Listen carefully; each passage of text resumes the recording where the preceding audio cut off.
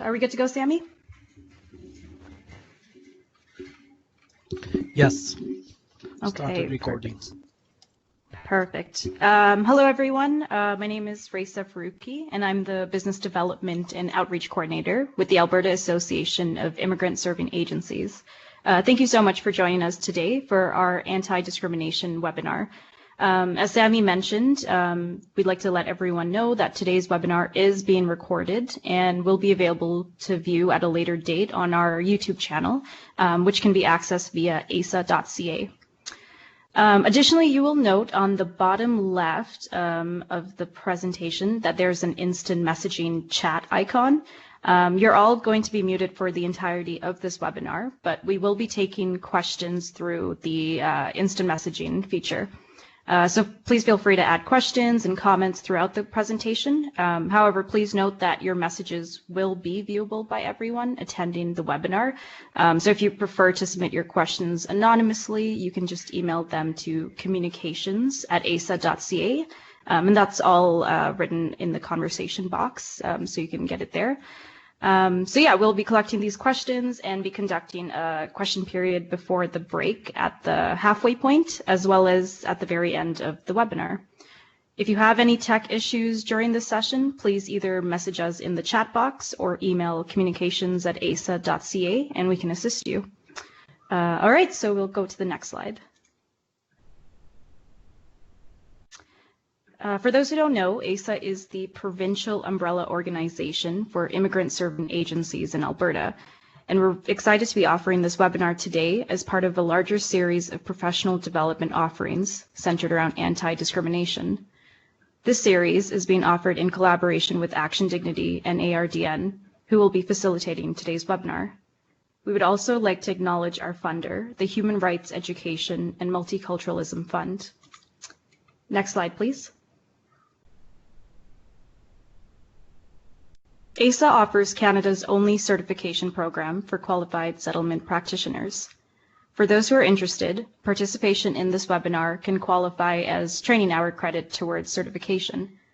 Please note that this is only open to settlement practitioners or those training to become one. For those who are interested in obtaining training hour credits, you must apply for them by completing a quiz. Please email pd@aisa.ca for more info about that. Additionally, if you are interested in learning more about AAISA and the work we do, please visit aisa.ca. So next slide, please. All right, so now I'd like to introduce you to your facilitators for this afternoon's webinar. Tyra Erskine is the program coordinator for the People's Coalition to Advance Fairness and Equity at ActionDignity. She has a BA in political science, and her field of focus is anti-racism. She is an experienced anti-racism facilitator and has hosted trainings at SAIT, Gen YYC, the CCE, Camp Firefly, Calgary Pride, and the Calgary Women's March.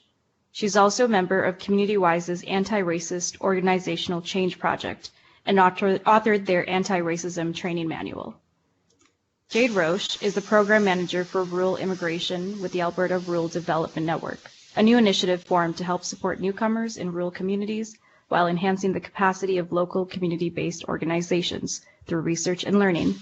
Currently, she is working on her Master of Arts in Community Engagement. So now I'd like to pass things off to Tyra and Jayde.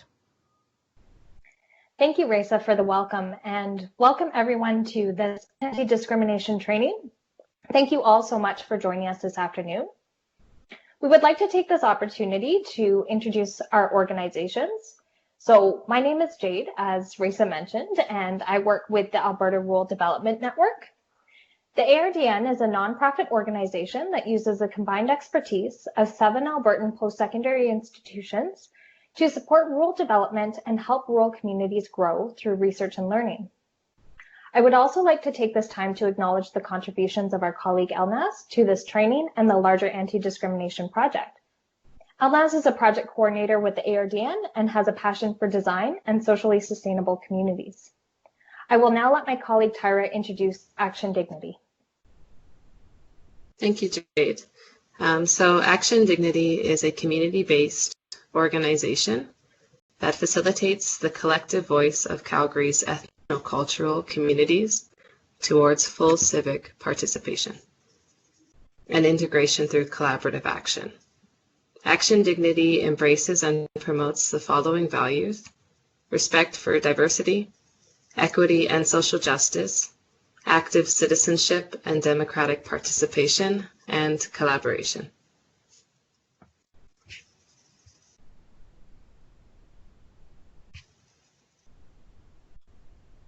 And now on this slide, I would like to begin with our territorial acknowledgement. So to recognize the land is an expression of gratitude and appreciation to those whose territory you reside on, and a way of honoring First Nations people who have been living and working on this land from time immemorial. It is important to understand the long-standing history that has brought you to reside on the land, and to seek to understand your place within that history. Land acknowledgements do not exist in a past tense or historical context. Colonialism is a current ongoing process, and we need to build our mindfulness of our present participation. Acknowledging the land is Indigenous protocol. The lands, languages, cultures, traditions, civil laws of the First Nations, Métis, and Inuit precede colonization. So I would like to acknowledge that I am on Treaty 7, which is the territory of the Siksika, the Kainai, Piikani, Tsuut'ina, and Stoney Nakoda nations, which includes the Chiniki, Bearspaw, and Wesley First Nations. Mohkinstsis, named by the Blackfoot, where the Bow River meets the Elbow, is also home to the Métis Nation of Alberta, Region 3. I would also like to recognize that I am on Treaty 6 territory, home to the Cree, Blackfoot, Métis, Nakota Sioux, Iroquois, Dene, and Saulteaux. And we would like everyone to take a moment to acknowledge where they are. So where are you located? Is it a part of the numbered treaties? Whose lands are you on?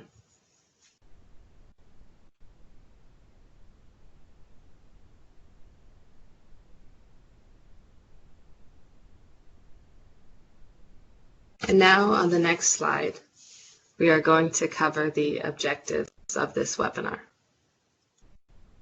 So by the end of the webinar today, we hope that all participants will develop an understanding of anti-discrimination, reflect on ways to apply anti-discrimination to multiple levels, to learn to incorporate strategies to effectively engage with others on anti-discrimination topics, and to provide a background and analysis on the current global situation.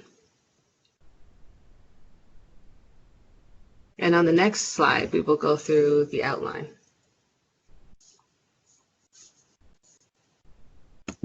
So first, we're going to start off with the online conduct and accountable spaces brief. And then in the first half of the webinar, we will cover the introduction to anti-discrimination, which will let us explore the foundational concepts and terminology that will help to guide us through part 2. And we will have a poll, and then we will have a break for an hour. And so for this break, you can either log out of the session or just go away and then come back when the hour is over. And then in part 2, we will be discussing how to apply anti-discrimination. And so this is where we will discuss the current events. And then we will have a closing poll. And then we will go through questions.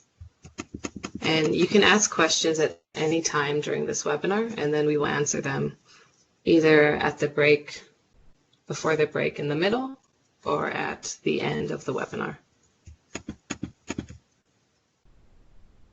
And so on the next slide, we are going to start with our introduction to anti-discrimination. And so I want to note that this image is from Race Issues, which is a graphic novel that was created through a collaboration between ActionDignity and the Canadian Cultural Mosaic Foundation. And we will reference this again later in the presentation. And now on to the next slide. We are going to start with our first poll. So the question is, have you attended an anti-racism or anti-discrimination training before? And the options are yes, no, or unsure.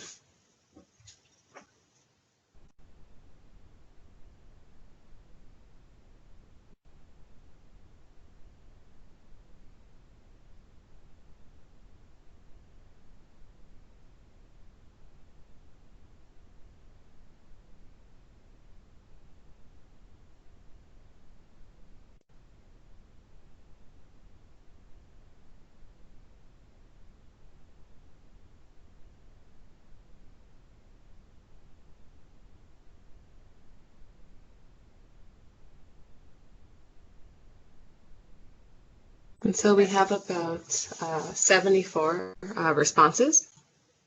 And it seems like it's basically an even breakdown between yes and no, and 4% are unsure.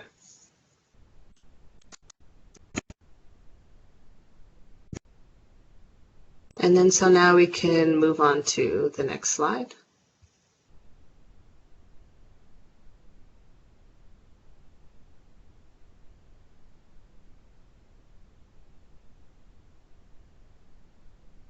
So thank you for participating in that. It's good to get an assessment of how many people are new to anti-discrimination trainings and how many have previously attended some. And so before we proceed, I would like to go through our accountable spaces guidelines.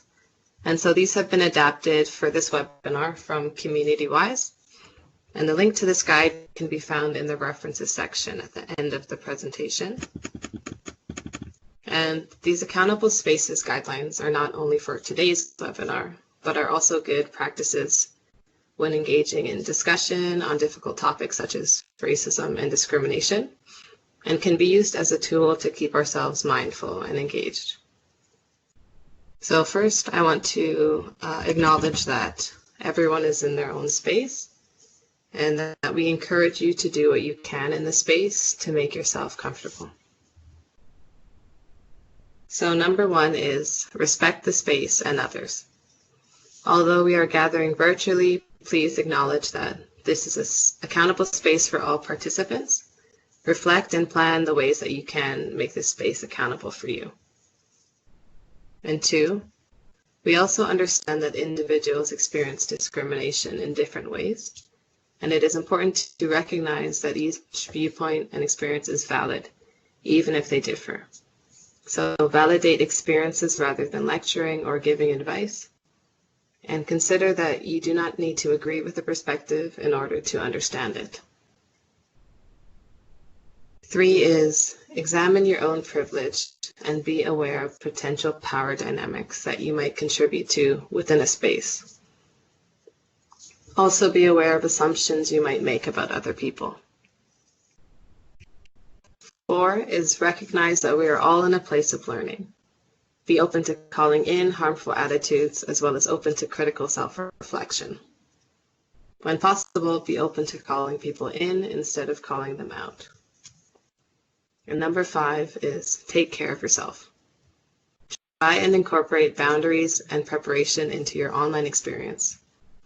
Have a self-care plan ready and be ready to contact a person that you can debrief with. And now I'm going to pass things over to Jayde, who will be going over our first definitions. Thanks, Tyra. So we are going to start with our definition of discrimination. So discrimination is the denial of equal treatment and opportunity to individuals or groups based on personal characteristics and membership in specific groups with respect to education, accommodation, healthcare, employment, access to services, goods, and facilities. So on the right, we have also listed the protected grounds. So an individual may experience discrimination based on race, national or ethnic origin, color, religion, age, sex, sexual orientation, marital status, family status, or disability. So in the next slide, we're going to dive in a little bit deeper. So we have this ladder diagram, and it's to help us further break down the appearance of discrimination. So starting at the bottom left, discrimination can appear through bias or preference. It can also appear through stereotyping or having a set image. Then prejudice, which is, again, the attitudes that a person may hold to a particular group or individual. Then discrimination or differential treatment. And finally, at the top of the ladder, we have systemic discrimination, and this relates to policies and practices. So the line in the middle of this diagram separates the beliefs and attitudes on the left with the behaviors and actions on the right. So for example, when we are looking at the difference between discrimination and prejudice, we would say that discrimination describes the behavior, while prejudice is the attitudes that a person may hold towards a particular group or individual. So someone may be prejudiced towards a group, but they may not act on their attitudes. And next slide, please.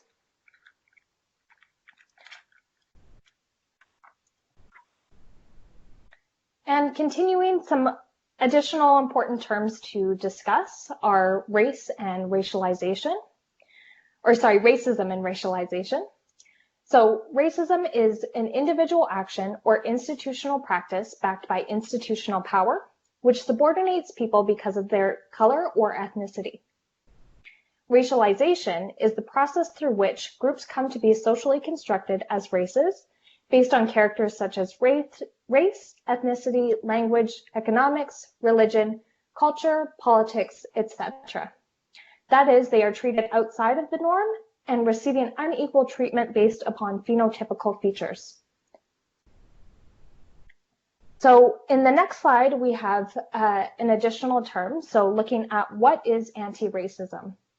So I'd like to begin by introducing the definition, which comes from CommunityWise. So anti-racism is the active ongoing process of dismantling systems of racial inequality and creating new systems of racial equity. Anti-racism demands that this work be done at the internal, interpersonal, institutional, and cultural levels in order to effectively address systemic racism. Anti-racism is an approach and not an endpoint, and thus it provides a useful framework for an organizational change process. So now we are going to be sharing a video where the author of How to Be an Anti-Racist, Ibram X. Kendi, describes anti-racism.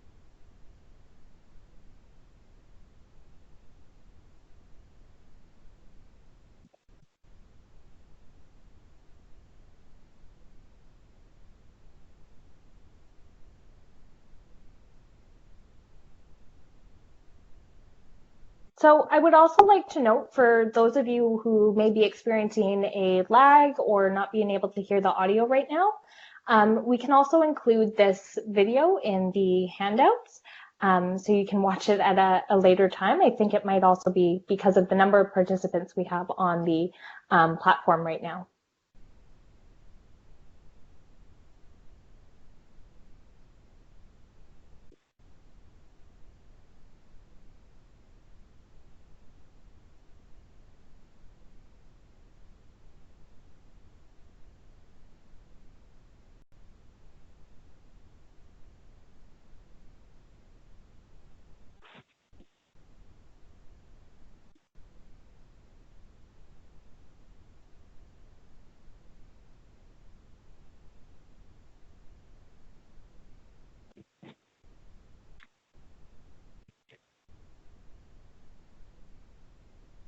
All right, so in that previous video, for those of you who were having difficulties with either the audio or the lag, in this video, the author of How to Be an Anti-Racist discusses the concept of anti-racism and not just looking at it as racist or not racist.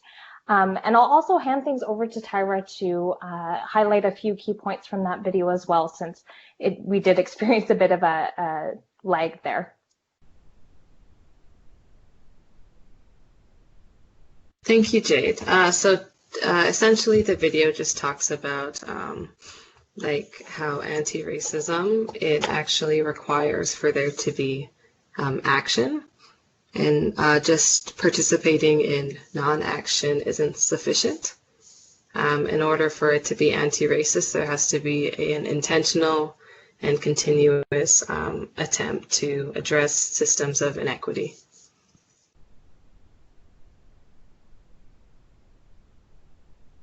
Thanks, Tyra. And again, we'll include this video in the follow-up from this webinar. So next, we're going to look at privilege.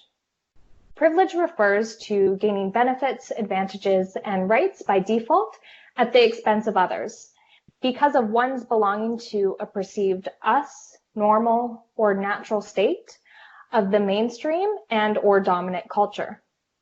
Privilege also allows for active, persistent inclusion and devaluation of them, those, othered, or marginalized. The cartoon on the right also shows two people at the base of a hill. At the bottom, it says, "Recognizing Racism in America." And for the purpose of this presentation, we can replace this with "Recognizing Racism in Canada." And on the top of the hill, it says, "Doing something about it," with the caption, "Actually, we are just getting started." I really like this cartoon because it does show that anti-racism work is a hard and active ongoing process, but it's also important that those with privilege are able to move beyond just recognizing systemic racism in Canada, but also consider the ways in which privilege can be utilized in a way that is going to support those groups that are impacted or marginalized. So later in the presentation, we're going to be talking about this in a little bit more detail. In the next slide, we are going to discuss understanding systems of oppression before passing things back over to Tyra. So we have included these two images here to help better understand the concepts. Oppression is the use of power or privilege by a socially, politically, economically, culturally dominant group or groups to disempower or take away / reduce power, marginalize, silence, or otherwise subordinate one social group or category. On the left image, we see systemic oppression on the right circle. And systemic oppression consists of practices, policies, laws, and standards that disadvantage a particular group or category of people. The institutional domain refers to policies and practices that at the organizational or sectoral level, and the structural domain refers to how these interact across institutions.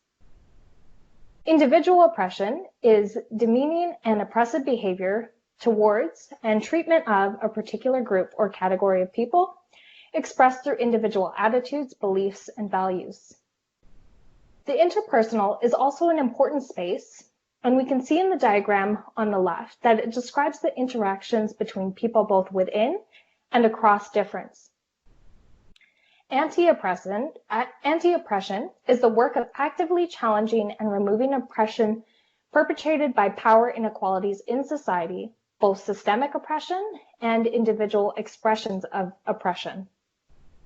According to the National Equity Project, the lens of systemic oppression is a lens we intentionally employ to sharpen our focus on the ways in which any given form of oppression, this could include race, gender, class, language, sexual orientation, etc., may be negatively impacting people's ability to make progress on the things they care about and or preventing individual or collective action towards the achievement of a particular goal. So using the iceberg metaphor on the right, what we see is only the tip of the iceberg. And there's this huge piece of ice that would be supporting it. That is how forms of oppression like racism work. So at the top of this iceberg of oppression, we have the individual experiences and actions. So these could be, again, the comments, the actions that an individual experiences. And for the individual experience to be considered oppression, it also needs to be supported by the bottom sections of the iceberg. These are the ideologies or belief systems, institutions. This could include prisons, schools, hospitals, etc. And systems, which are laws and regulations. Now I will hand things back over to Tyra to talk a bit about intersectionality.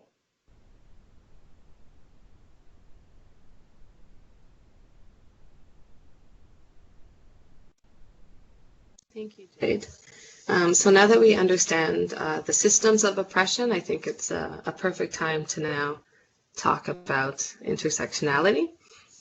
So intersectionality is a theoretical framework for understanding how aspects of one's social and political identities, for example, gender, race, class, sexuality, disability, and etc., might combine to create unique modes of discrimination. And so intersectionality was coined by Kimberly Crenshaw. And Kimberly Crenshaw co-founded the African American Policy Forum and serves as the executive director. Crenshaw is a professor of law at UCLA and Columbia Law School, is a leading authority in the area of civil rights, Black feminist legal theory, and race, racism, and the law. Her articles have appeared in the Harvard Law Review, National Black Law Journal, Stanford Law Review, and Southern California Law Review. She is the founding coordinator of the Critical Race Theory Workshop and the co-editor of the volume Critical Race Theory, Key Documents That Shaped the Movement. The concept of intersectionality was first published in 1989 in Crenshaw's paper titled Demarginalizing the Intersection of Race and Sex. In this paper, Crenshaw examines how the legal systems has framed and interpreted stories of Black women. She draws upon 3 legal cases in the paper, DeGraff and Reed v. General Motors, Moore v. Hughes Helicopter, and Payne v. Travenol. Crenshaw notes that, unable to grasp the importance of Black women's intersectional experiences, not only courts, but feminists and civil rights thinkers as well have treated Black women in ways that deny both the unique compoundedness of their situation and the centrality of their experiences to the larger classes of women and Black people. The last thing I would like to mention on this slide is that intersectionality is not something that we achieve. Rather, it is a framework or a lens to help understand social issues and shape the way that we look at things. And on to the next slide. So there is a video here, but unfortunately we can't play it, but I would encourage everyone to check it out. And it is also included in the resources with this presentation. And so the reason that I find this video so important is because it shows the original meaning of intersectionality and also the importance that it has to the lives of Black women. And I think Crenshaw highlights that very well. And for this reason, whenever I do an intersectional analysis, I always make sure that race is one of the intersections that I focus deeply on, because I think that it's important to still value the original intention of Crenshaw when she coined this term. So now we're going to move on to the next slide, which will cover how to apply an intersectional lens. And so here's a list of 10 tips for applying this lens. And this has been adapted from the opportunityagenda.org.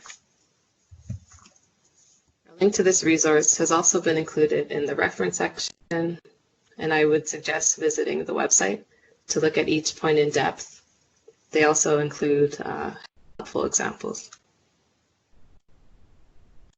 So the first tip is to recognize that there are multiple forms of systemic discrimination that impacts one's access to equal opportunity.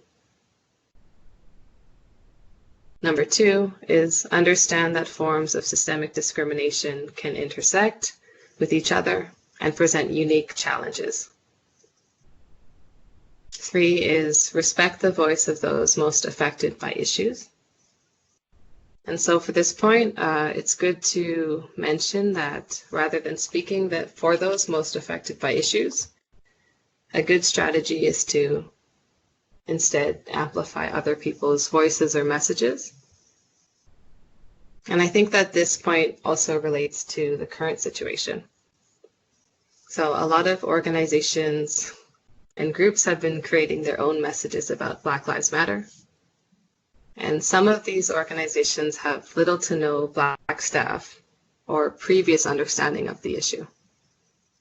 And in these instances, I think it's good to amplify another group's message rather than creating a message that doesn't actually resonate with the group's organizational culture and lack of Black staff.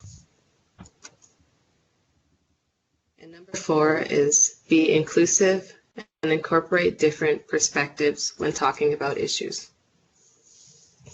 Number five is individuals with intersectional identities can face challenges in how their families are perceived. And this relates to communities as well.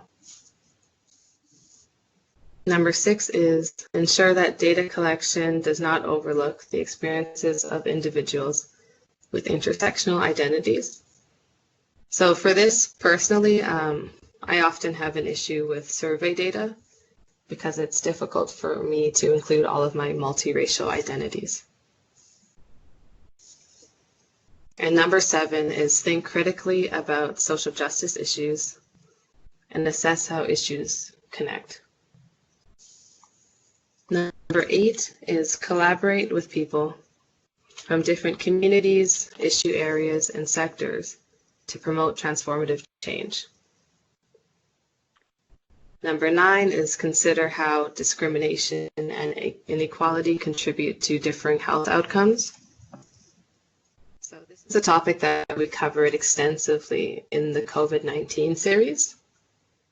And we encourage you to check that out if you haven't already. All of the recordings are on the AAISA YouTube page. And point number 10 is understand the importance of coming together as a community. I think that it is always very important to incorporate intersectionality when doing any sort of analysis. And this also requires a lot of prior research to find out which groups are most impacted by an issue, which groups aren't often given a platform to discuss their concerns, and also to have an understanding of how to interact with people that have specific barriers or concerns that you might not have thought of. So a good way to prepare for this is by doing an activity called Unpacking the Invisible Knapsack, which is by Peggy McIntosh, which we will be going through on the next slide.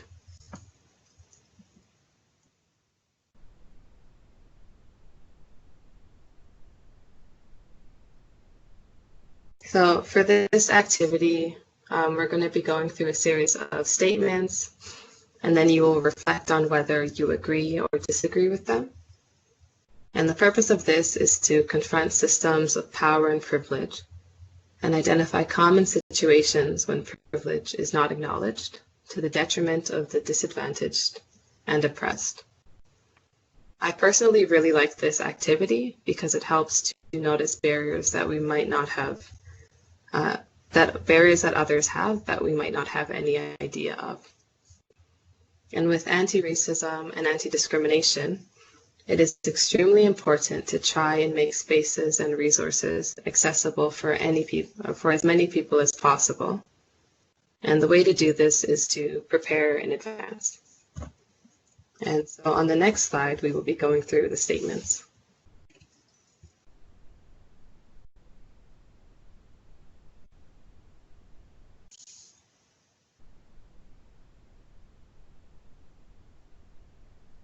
And so I will read out all of the statements.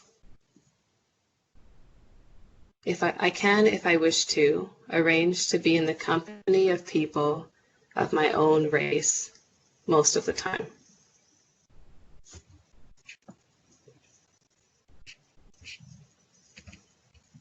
I can avoid spending time with people whom I was trained to mistrust and who have learned to mistrust my kind or me.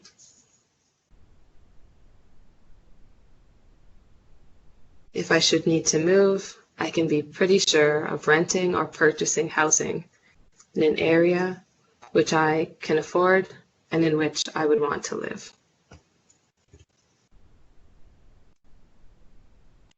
I can be pretty sure that my neighbors in such a location will be neutral or pleasant to me.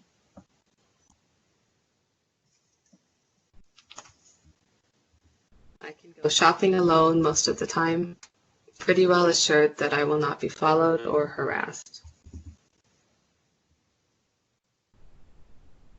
I can turn on the television or open to the front page of the paper and see people of my race widely represented.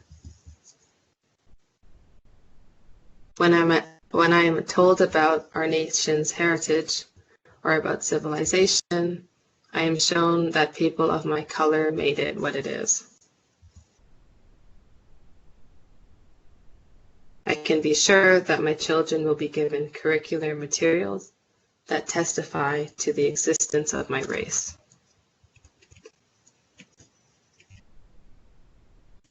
I can be casual about whether or not to listen to another person's voice in a group in which they are the only member of their race.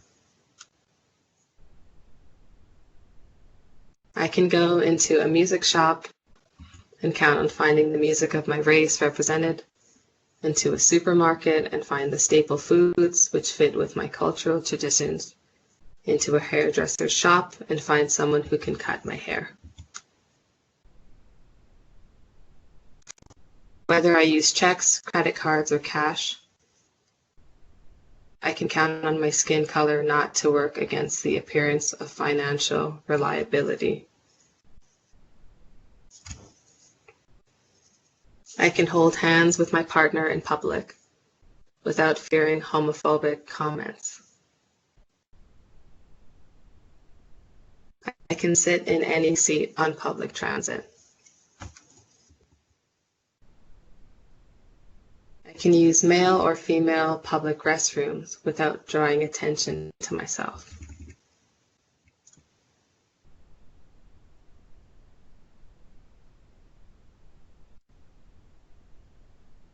And so now we can move on to the next slide, where we will have some reflective questions to go through.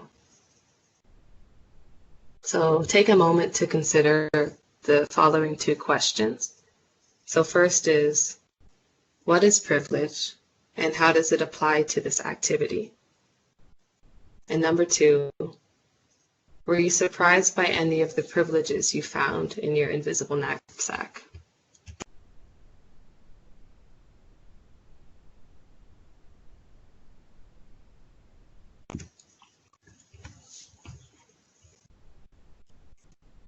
And so I just want to mention that I know that this doesn't cover all identities, but it is just meant to be an introduction that can get us thinking about the ways we go about the world.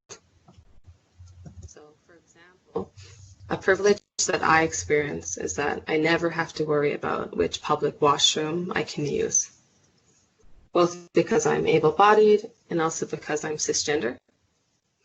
And so cisgender means that I identify with the gender that the doctor said I was at birth. I can easily go into any female washroom and not experience any staring or violence. And I also don't have to research to see if events have gender-neutral washrooms before I attend. And it's honestly something I wouldn't have to think about. But as a community organizer and anti-racist facilitator, I make sure that all of my events have gender-neutral washrooms and accessible washrooms, because if those aren't there, it excludes a group of people. And also it shows that I haven't put enough thought into the event to make it as accessible for as many people as possible. With organizing, it's really important to show people that you thought about them. And of course, we can't always get it right, but it's important to try and be aware, and also to react appropriately when someone brings something to our attention that we overlooked. And so now we are going to move on to the next slide, which will talk about microaggressions, because these are very easily overlooked, but they also add up and have a strong impact on people's lives. Thanks, Tyra. So to introduce microaggressions, we'd like to start with a definition. So microaggressions are the everyday verbal, nonverbal, and environmental slights, snubs, or insults, whether intentional or unintentional, which communicate hostile, derogatory, or negative messages to target persons based solely on their marginalized group membership. So at the bottom of this slide, we see two examples of microaggressions. One is, you were born in Canada, and another is, you have a mental disability, you seem perfectly normal to me.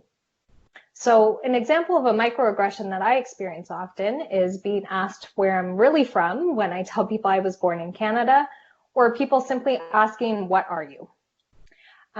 So in the next slide, we're going to share some images related to microaggressions. So these images are from the Race Issues comic series, as Tyra had mentioned earlier in this section. So this was created again in partnership with the Canadian Cultural Mosaic Foundation and ActionDignity's Youth Place project. So these comics were actually conceptualized by the youth, and then a graphic designer drew them out. The comics show the experiences of racialized and Indigenous youth and the ways in which they are treated both in person and online. And this comic, is actually available to order, and for that you can contact Raeesa at ActionDignity.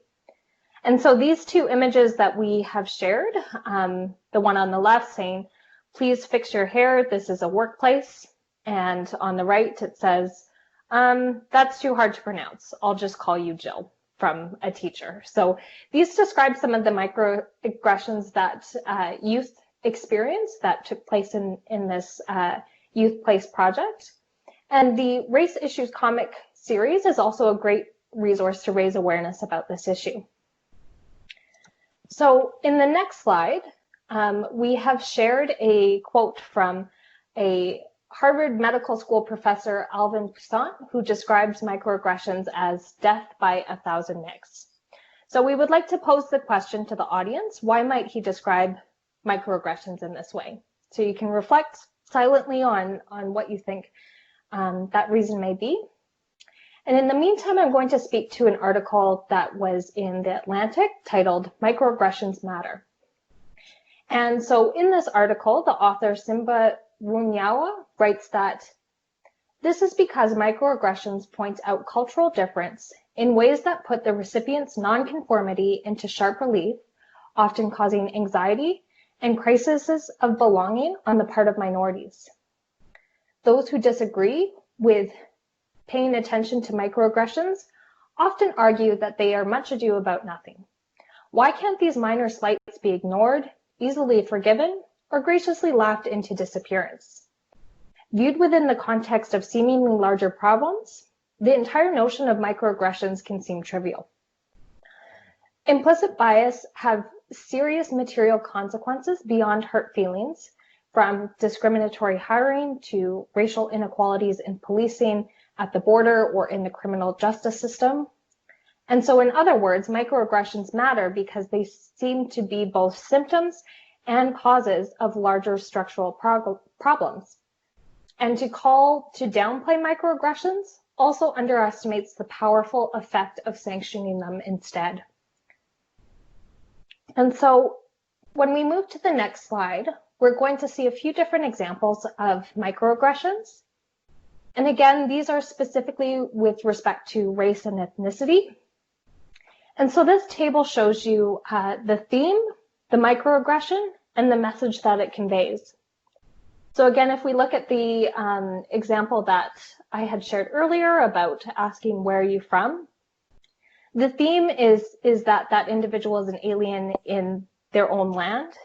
And the message that it's sharing is either you're a foreigner or you're not Canadian. So you can go through these different these tables and think about if you have experienced any of these microaggressions or if you were unfamiliar with them before.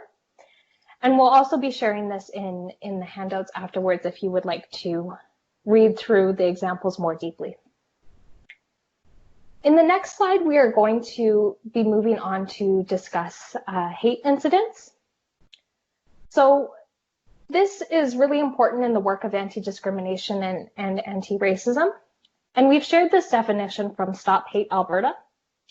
So a hate incident is a non-criminal action committed against a person or property, the motive for which is based in whole or in part upon the prejudice or hate based on race, national or ethnic origin, language, color, religion, sex, age, mental or physical disability, sexual orientation, or any other similar factor. And because they are non-criminal in nature, police are limited in their ability to be involved. So again, in the next slide, we have shared some additional information from Stop Hate Alberta. So for those of you who are unfamiliar with Stop Hate Alberta, the purpose of the website is to fill the gaps and create a space to document hate incidents. So using their online forum, you can document hate incidents that can help to build their real-time map of the documented hate incidents in Alberta. And according to Stop Hate Alberta, the number of hate incidents reported to their site between the period of February 13th, 2017 and March 28th, 2020 was 155. And within this, the majority, almost 70%, were related to race and ethnicity. And I would also like to mention, so we've shared a snapshot of the real-time map of documented hate incidents on the right. And it's really interesting to see that these incidents are not just in the cities and that this is actually happening in smaller communities in rural areas as well, which is where our work with the Alberta Rural Development Network is also primarily focused. So now I'll hand things off to Tyra to talk more about the coalitions creating equity. Thank you, Jayde. So now I'm going to mention a provincial response model that me and the other members of the CCE have been creating. So the Coalitions Creating Equity is a coalition of 5 municipalities across Alberta who work together to address issues of racism, discrimination, and inequity. And the municipalities and project holders are: in Calgary, it is ActionDignity.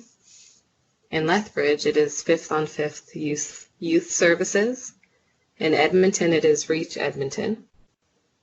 In Wood Buffalo, it is the Regional Municipality of Wood Buffalo.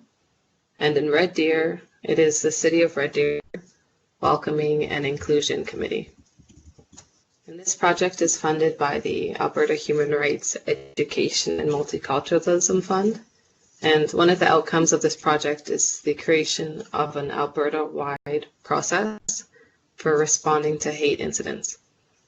This response model is being developed and has been informed by both the provincial-wide survey and also regional focus groups. This model will include a series of recommended actions that people can take based on the answers they have to certain guiding questions, and also the type of resolution they want to receive. On the next slide, I'm going to include some specific information from the surveys. So within the provincial-wide survey, we had 127 responses, and we also had regional focus groups. And they found out that the majority of respondents did not report the hate incidents that they witnessed or experienced. So 67% did not report. And so this actually suggests that the data that the province has on hate incidents is not sufficient because a lot of incidents are going unreported. And so this alludes to them being a lot more common. And then on the next slide, I'm going to highlight the most common locations where hate incidents occur. So number 1 was on the street. Number 2 was in a business. And number 3 was at work.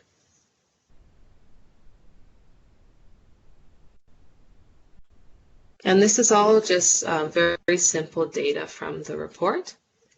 But I want to mention that there will be a lot more information available once the model launches.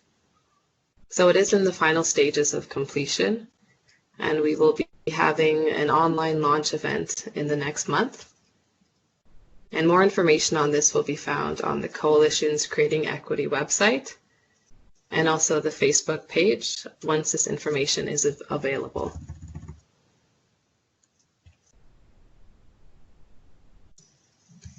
And now I want to move on to the next slide, which will discuss online hate and hate speech. So the definition for online hate is: online hate involves actions involving the denigration, harassment, exclusion, and advocacy of violence against specific groups on the basis of assigned or selected characteristics. For example, this may include place of origin, race, gender, religion, ancestry, or sexual orientation. And this is done through information and communication technologies. So this broadly describes activities happening online. And online hate may not present itself as overt hate speech, which I will cover in the next definition. So hate speech can be understood as any kind of communication in speech, writing, or behavior that attacks or uses pejorative or discriminatory language with reference to a person or group on the basis of who they are. And in this definition, hate speech takes place online or offline. And I think this topic is especially important during this time of both COVID-19 and the global protests that are going on against anti-Black violence. So if you want to know more about this in the context of COVID-19, I encourage you to check out our webinar on responding to online hate during COVID-19.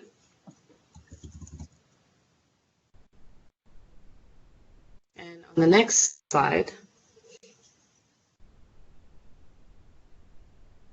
I want to cover accountability. And so for accountability, for anti-discrimination, we need to know what accountability is so that we can incorporate it into our work. And in this work, it is important to not go into it with the expectation that we won't make mistakes, but rather to go into it with the readiness to continue learning. So I mentioned this earlier, but I believe that it is important to respond empathetically when someone tells us that we made a mistake. And mistakes happen frequently, and that's okay. And when a mistake happens, it is most important to respond in a way that doesn't increase the harm done. So I would like to share this quote from Josh Truitt. Accountability means being responsible to oneself and each other for our own words. It means entering a space with good intentions, but understanding that we all screw up and need to accept responsibility for our mistakes. It means being okay with and open to being called out. It means acknowledging when others are triggered and when we feel pain and working to learn and grow from this experience. and it requires something incredibly difficult. A trust in those we share a space with, that their intentions are good, that they mean well, just like we do, and that we are all in a process of learning and growing, and that making mistakes is a part of how this happens. So essentially, accountability is being open to learning and owning up to mistakes that you make. It is understanding that everyone is learning and that people can't be perfect all the time. The most important thing is accepting that people don't know everything. And this also applies to the term accountable space. We prefer to use that term instead of safe space because within intense conversations, there can't be a guarantee that people won't be uncomfortable. Anti-racism is hard work, and we all feel moments of discomfort. The key is to reflect on those moments and see what we can learn from them. And this also relates to the idea of being an ally and what that truly means. And we will be discussing that in further detail after the break. And on the next slide, we are going to discuss calling in versus calling out.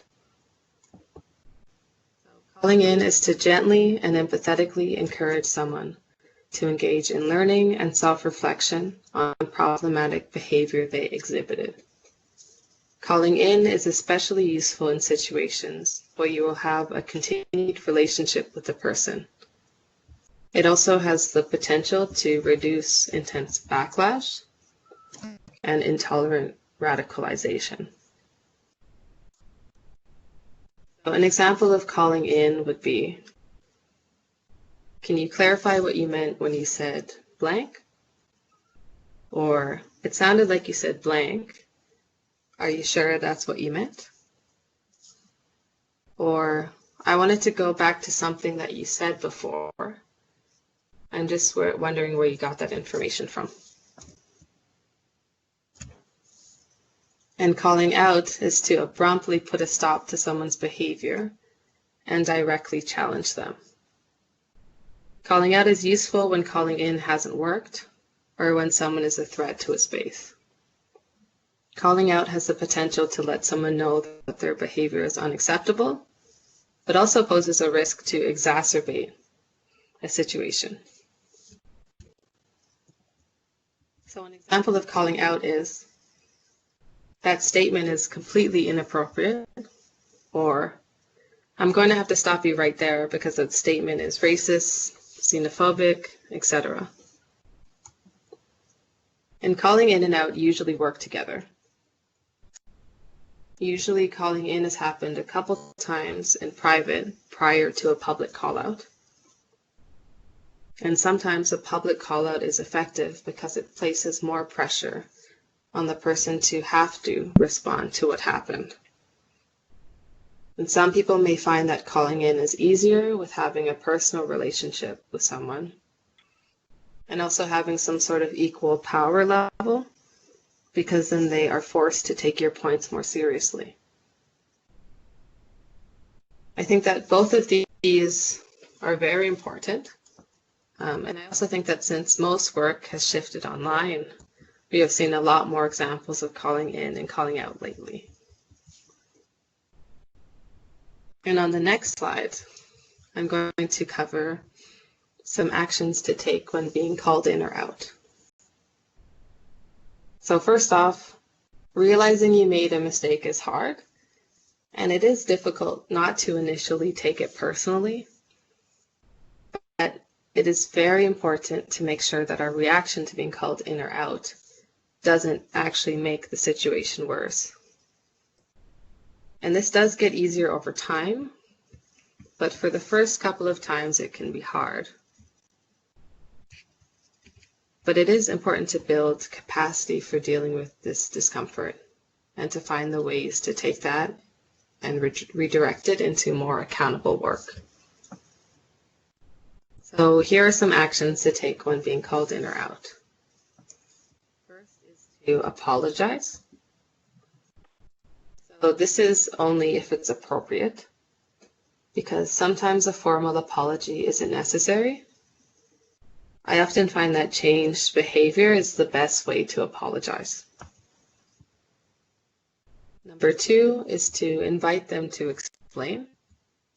So this is best if you and the person have a close relationship, but also be aware that a lot of people wouldn't want to provide clarification, and also allow them to have that space. Number 3 is let them be emotional. So listen to understand. Do not tell them that they are overreacting. And also remember that impact is more important than intention. If you hurt someone, it is most important to focus on that rather than what you had intended with your actions. Number 4 is give them some space. Don't rush a resolution because people will take as much time as they need. Number 5 is take responsibility for what happened.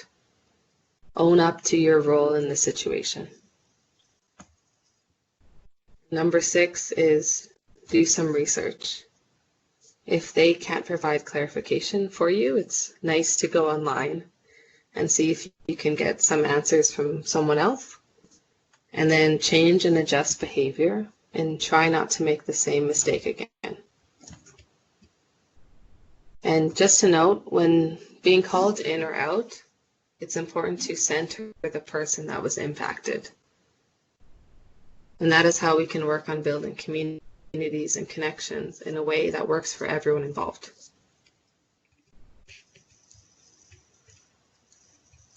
And now we are going to move into our next poll.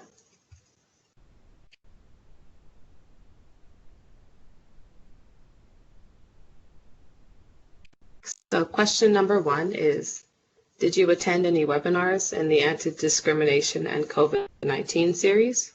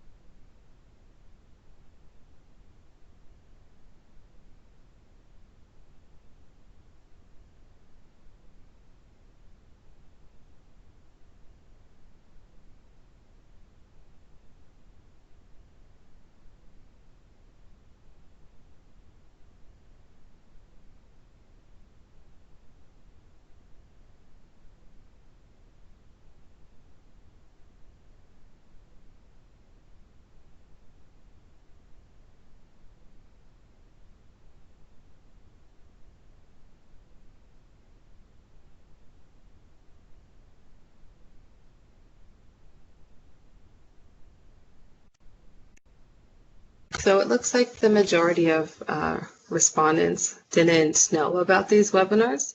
So again, I encourage you to check them out. So 38% didn't know. And 3 attendees attended all 3 webinars, which is great. 30% did not attend them, and also 30% attended either 1 or 2.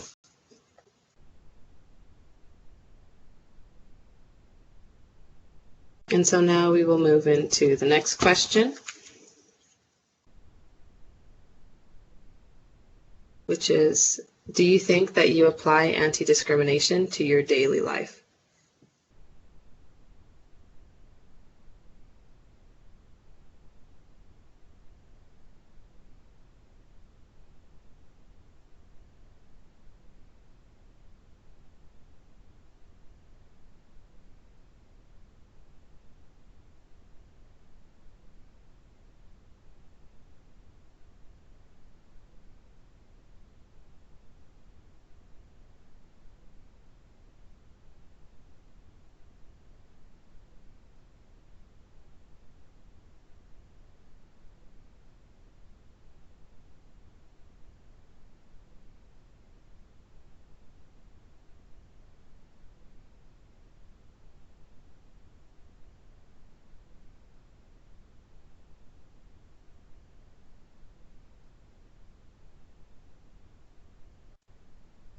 So looking at the responses, it looks like 76% do apply anti-discrimination to their daily lives, which is great.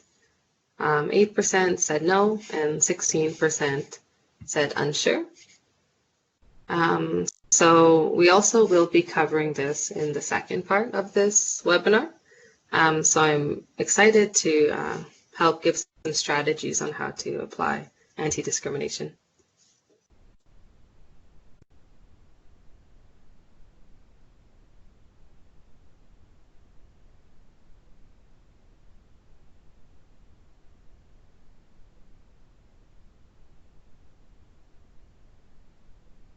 And so now we are going to move into our first question period before the break. So I'm going to pass it over to Raeesa.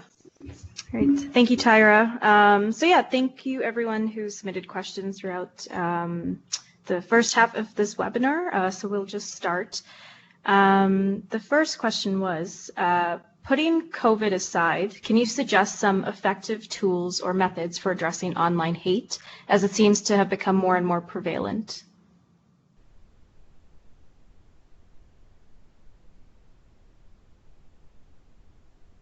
That's a really great question. And so actually in our webinar on online hate and COVID-19, we did discuss some specific strategies on how to respond to online hate, I think as well. If the individual who's sharing the online hate or racist, xenophobic messages on social media, it's also opportunity as well to potentially use the calling in and calling out strategies, especially if that might be somebody that you have a relationship with. And yeah, so again, we've shared a couple resources on the online hate webinar, which I believe Raeesa has added a link to in the chat. Don't know if Tyra, you'd like to add anything? Yeah, and just to add to that, I think it also depends on where the hate is posted. So for example, responding to a direct message would be very different than responding to a public post on Facebook, which would also be very different from responding to a forum in Reddit or in other places like that. So I think the key thing is to, because we know that online hate occurs quite frequently, I think it is best to kind of have a plan ready in case something does happen.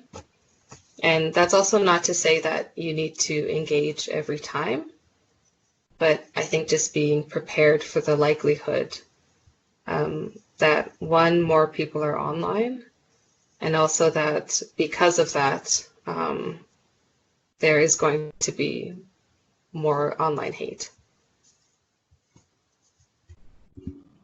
All right, thank you. The second question was, can you expand on the concept of calling out? Is it a negative approach?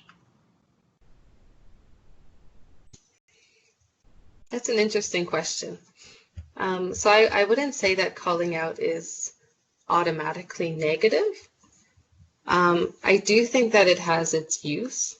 Like as mentioned, I think with a public call out, people have often tried to call people in multiple times before. But I do think calling out can be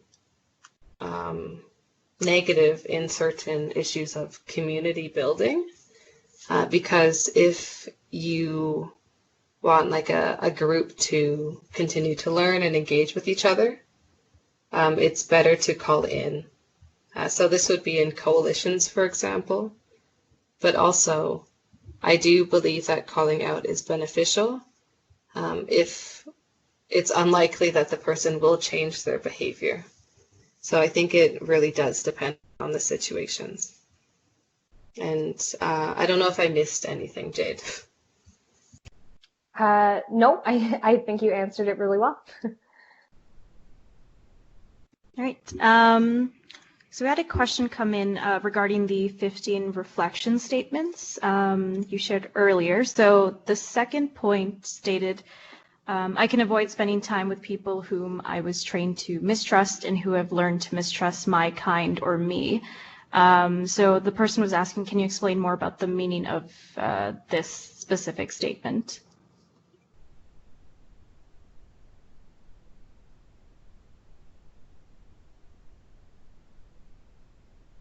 So for this one, I think that would be related to a lot of racial stereotypes. So for example, like people making assumptions about Black men or Indigenous men and viewing them as a threat, even though like their existence shouldn't be viewed as an automatic threat.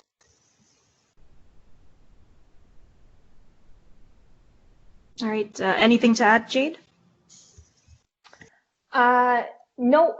Again, I think Tyra answered that one really well. Right. Perfect. So we do have we are running a little early because we weren't able to share the second video. So since we don't have any more questions that came in, I think what we can do is share the links to the video in the chat. And break a little bit early so you can have time to view the videos if you'd like, get some snacks or coffee, and then we can start back up at 3:30 p.m. If that sounds good to everyone, Tyra and Jayde? Yes, that sounds perfect. Thank you, Raeesa. All right. So yeah, I believe Jayde will be sharing the links right in the chat. So yeah, everyone, you can leave the meeting open. Or you can log off and then come back on. It'll still be active. But yeah, we'll see you back here at 3:30 p.m. Mountain Standard Time. Thank you. Sorry, Raeesa, I'll add one more thing. We just had a question come in about how long is the intersectionality video. So this video is a little bit longer. So what we had initially planned to do is share the video up until about the 5 minutes and 30-second mark. So again, feel free to watch the entire video, but if you would like to see the snippet that we were planning to share, again, about the 5 minute and 30-second mark. All right, yeah, we'll see you back here at 3:30. Thanks.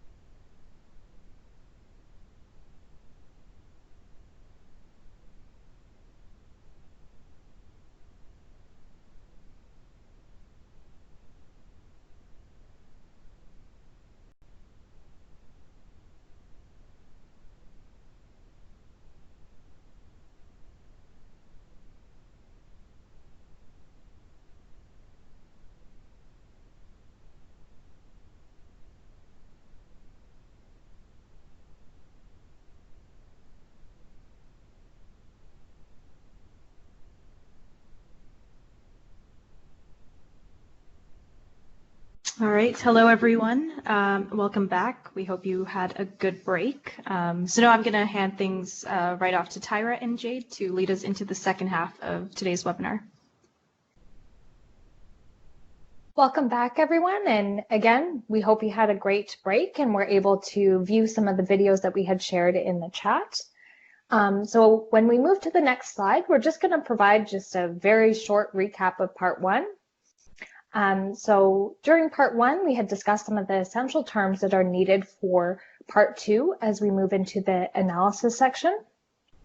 We looked at the different domains of discrimination, both the individual, interpersonal, institutional, and looking at differentiating between beliefs and attitudes and behaviors and actions. We also looked at some different examples of discrimination, such as microaggressions and hate incidents, and finished off our section with some tips on accountability and discussed calling in and calling out. So now, as it was in the poll, 38% of attendees actually didn't know that we had hosted previous webinars related to racism and COVID-19. So before we get into this new content, I just wanted to give a recap of these previous webinars that we had shared. We won't specifically be talking about the COVID-19 situation today, but again, we encourage you to access these webinars if you're interested in learning more about the concerns of racism and discrimination related to COVID-19. So in the first webinar that we had covered, we provided a background on COVID-19, and as always, please visit the Government of Canada for the most up-to-date information on COVID-19. In the first webinar, we also looked at the connections between racism and health. So in these sections, we specifically focused our discussion on anti-Asian racism and xenophobia, anti-Black racism and xenophobia, anti-Indigenous racism, and incarceration and the carceral state in Canada. And finally, we looked at self-care and community care during COVID-19. In this section, we discussed some of the mental health concerns and impacts of this during COVID-19, and we shared some tools and resources that people can access during this time, such as the ActionDignity resource package, which is actually available to download on their website. Our next webinar that we had done, which you'll see in the next slide, was specific to online hate and COVID-19. So again, we had a question and kind of talked about this briefly. But in the online hate webinar, we looked at an analysis of online hate during COVID-19, specifically looking at hate incidents, hate crimes, and hate speech. We looked at some of the impacts of online hate and also shared a few examples of online hate that has happened during COVID-19. Again, many people are online right now, so we are seeing a concerning rise in online hate. Next, we look at different ways to respond to online hate. We covered response models, including the Coalition Creating Equity, which you learned about today, and explored some strategies to engage both directly and indirectly, and provided a number of resources for further learning, including online courses as well as online campaigns. And our most recent webinar on COVID-19 was on intersectionality. So again, this is a concept and a framework that we covered earlier in part 1. So we looked at an introduction to intersectionality and how we can apply an intersectional lens to understanding racism and discrimination during COVID-19. We then took an intersectional analysis of COVID-19. We looked at individuals experiencing homelessness and housing instability, Cargill and essential workers, long-term care facilities, and again provided some more information for continued learning and accountability, which include calling in and calling out, as this was our last webinar related to COVID-19. Now I will hand things back over to Tyra to introduce this section on applying anti-discrimination. Thank you, Jayde. On this page is a quote by Angela Davis, who is pictured here, and it says, "I am no longer accepting the things I cannot change. I am changing the things I cannot accept." So I feel that this quote is really important to this topic because it incorporates the definition of anti-racism that we covered earlier. Because in order to be truly anti-racist, we need to change what we cannot accept and act in situations where we cannot accept the behavior that someone is perpetrating. And non-action is not enough. We need to actively challenge discrimination and oppression that we witness. And so on the next slide, I am going to cover the different forms of discrimination that can take place. So these are either direct or indirect. And direct discrimination is a situation when a person is treated worse than other people based on certain grounds. And indirect discrimination is a situation when some practices, rules, or criteria, which are used similarly for all people, affect some people worse than others because of certain protected grounds. Can you think of an example of direct discrimination and indirect discrimination? So I'm just going to give everyone a moment to reflect.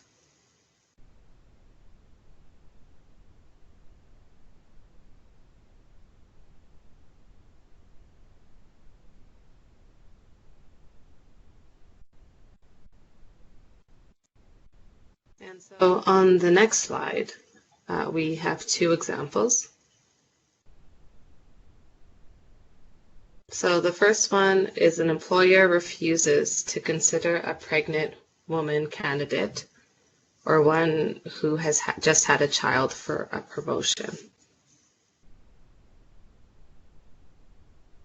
And the second example is an employment agency screens out people with disabilities from recruitment processes at the request of an employer.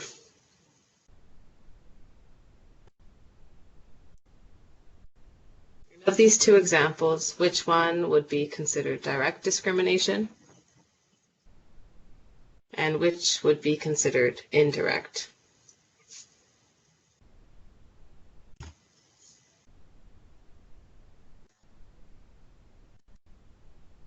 So the first one would be, the second example would be direct, because the employment agency directly requested for people with disabilities to be excluded.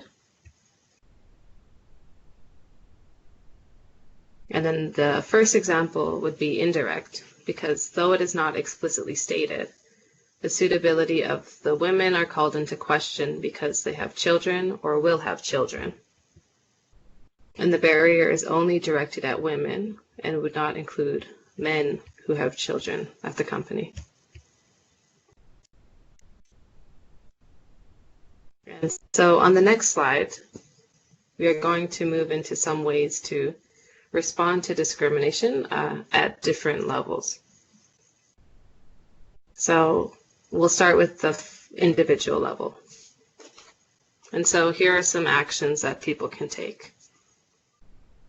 Number one is focus on your strengths. If you're a good public speaker, do that. If you're great at de-escalating situations, do that. If you're good at fundraising, do that. So focus on what you're already good at and see if you can shift that into a way that also challenges discrimination. Number two is seek support systems. Anti-discrimination work is incredibly difficult, and so it's important to find ways to connect with your close people who can support you when the work gets hard. And number three is get involved. So start slowly, because it's important to make sure that you don't get overwhelmed by burnout. So it's important to take small movements to start doing this type of anti-discrimination work. Number four is help yourself think clearly. It is important not to only act, but also to have time to reflect on the previous actions you did. It's necessary to plan for the future and also recenter yourself, because it's easy to get caught up in things and not take a moment to sit back and see the whole picture. Number five is don't dwell. If you make a mistake, don't dwell on it, reflect on it, change the behavior, and try to do better. So we covered this earlier when we talked about ways to respond when you're being called in or called out. And number six is seek professional help. So try to broaden your knowledge. There are many organizations that do anti-racism trainings, and there are many webinars that you can attend, like this one, that can help increase awareness. And we also have some resources at the end portion of the presentation that we encourage attendees to check out.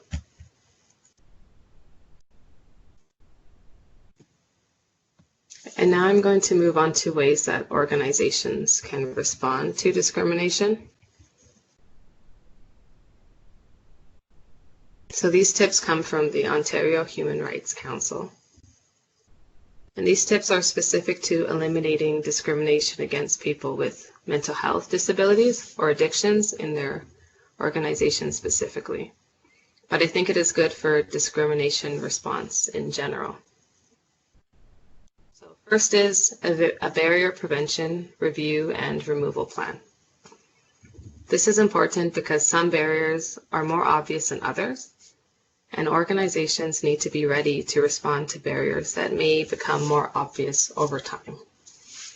It's not possible to be prepared for everything, but it's rather possible to be able to adjust as needed.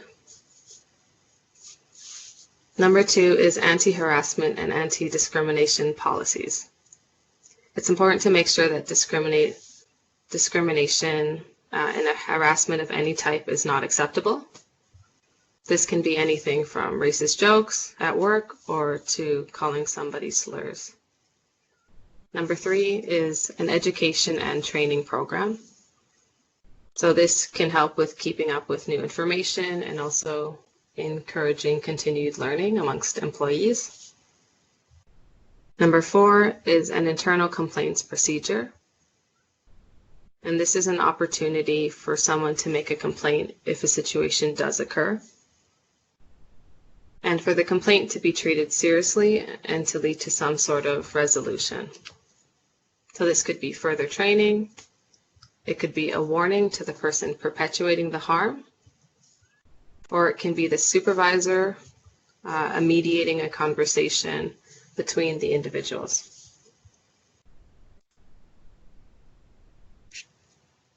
And number 5 is an accommodation policy and procedure.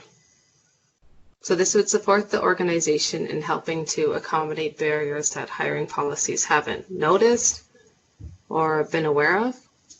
And this could also help employees to feel comfortable to mention barriers they might have otherwise kept hidden for fears of being fired or not being hired. And on the next slide, I want to talk more about the policy side in relation to human rights declarations and acts. So first is the Universal Declaration on Human Rights. So this was adopted by the UN General Assembly in 1948 in Paris. And the document contains 30 articles that affirm an individual's rights. So some examples of this are Article 1, that states that everyone is entitled to all the rights and freedoms set forth in this declaration, without distinction of any kind, such as race, color, sex, language, religion, political or other opinion, national or social origin, property, birth, or other status. Furthermore, no distinction shall be made on the basis of the political, jurisdictional, or international status of the country or territory to which a person belongs, whether it be independent, trust, non-self-governing, or under any other limitation of sovereignty. And Article 7 states, all are equal before the law and are entitled without any discrimination to equal protection of the law. All are entitled to equal protection against any discrimination in violation of this declaration and against any incitement to such discrimination.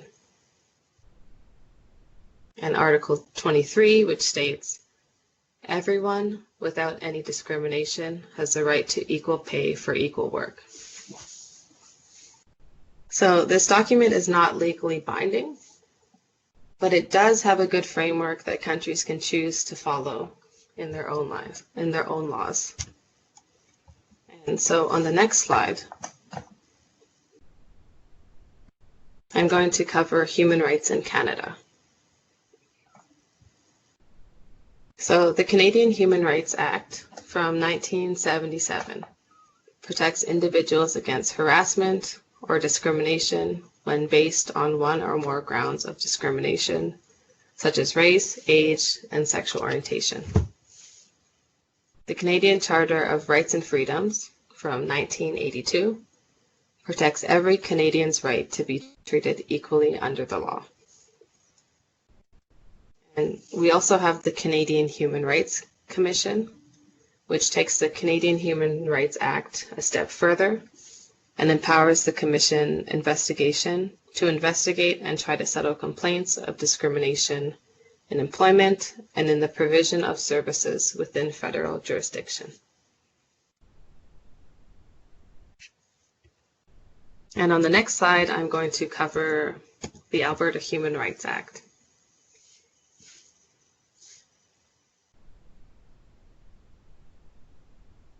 So the Alberta Human Rights Act is to provide Albertans with protection of their human rights and also has a provincial commission which administers the act. The act allows people to make a complaint to the commission if they feel that they have experienced harassment or have been discriminated against in specific areas and under the specific grounds protected under the act. The aim of the commission's complaint resolution process is to return the complainant to the position they would have been at if the discrimination or harassment had not occurred. And there are 15 protected areas of the Human Rights Act. So this is race, color, ancestry, place of origin, religious beliefs, gender, physical disability, mental disability, age, marital status, family status, source of income, sexual orientation, gender identity, and gender expression. And all of these grounds are in 6 protected areas. So there is employment practices, employment applications or advertisements, tenancy, goods, services, accommodation, or facilities customarily available to the public, publications and notices, and membership in trade unions. And in the next slide, I'm going to talk about the duty to accommodate. So the Supreme Court of Canada has ruled that an employer has a legal duty to take reasonable steps in policies or conditions of work to accommodate an employee's individual needs. So essentially, the duty to accommodate highlights that sometimes it is necessary to treat someone differently in order to prevent or reduce discrimination. Some examples of this are providing a special screen and software for people with visual impairment, allowing an employee to take time off to attend to a medical appointment, and making wheelchair access available to people with disabilities. I would also like to mention that this legal duty does not apply if the only way to resolve the problem will cause the employer undue hardship. So the Supreme Court of Canada has ruled that the employer's hardship must be substantial in nature. So for example, an employee who, as a result of a disability, cannot climb stairs may be required who cannot climb stairs may be required to carry boxes up a flight of stairs as part of their job duties. If the business has no elevator, it may be deemed an undue hardship to expect the employer to install an elevator to accommodate the employee. However, it may be possible to have another employee do that task. In exchange, the person with a disability could assume one or more of that employee's regular tasks. So, duty to accommodate can change from situation to situation. And it is up to the employer to try and make sure that the working conditions for the employees are accessible. And so now we will move on to the next slide.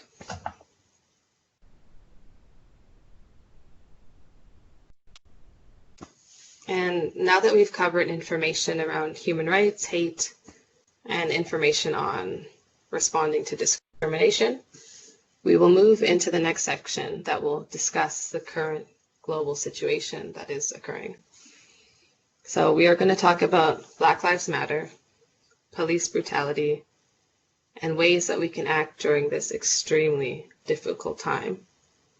And before we begin, I would like to mention two things. First is that when we were preparing this section, we wanted to make sure that we include examples, but we also tried not to be too specific because we want to make sure that we do not re-traumatize Black and Indigenous attendees of this webinar. And second, that this topic is very difficult for me to speak about because of my personal connection to it as a Black and Indigenous person. And thankfully, Jayde has offered to speak about this topic instead, so that we can make sure it gets the attention it deserves. I also just want to note that I think this is an excellent display of accomplishment from Jayde that I just want to mention. And so now I'm going to pass the presentation over to Jayde. Thank you, Tyra. So in this next slide, before we get started on some of the heavy content, I would like to first provide a content warning. A content warning is used to warn attendees of upcoming information that they may find triggering or upsetting. The trigger warning we have for this webinar today is discussion of anti-Black violence. This will include specific examples of racism, hate, and death. There will be discussion of police brutality. This will include specific examples of police brutality. And finally, discussion of anti-Indigenous violence. This will include specific examples of racism, hate, and death. We want to encourage you to do whatever you need to make yourself comfortable and safe in this space. If you need to take a step away or mute audio for a period of time, please feel free to do so. And again, in our Accountable Spaces guideline, we talked about connecting with someone afterwards to debrief that you trust. So we're now going to move to the next slide. So first, we would like to provide a bit of a background on what's going on and how does anti-discrimination apply to the current situation. I'm going to read a statement now from ActionDignity that helps us to understand the current global situation and cite some specific incidents. This has been a challenging time in the world, and this statement has been extremely difficult to write. First and foremost, we would like to acknowledge the Black ActionDignity staff members and community members, volunteers, and everyone else in the world that is being directly impacted by police brutality, impunity, and anti-Black racism. Recently in Canada, 29-year-old Regis Korchinski-Paquette, an Afro-Indigenous woman, was killed in her Toronto home during an interaction with the police. This is just one case in Canada of violence against Black women and is representative of many cases where members of Canada's Black communities have been brutalized by the police.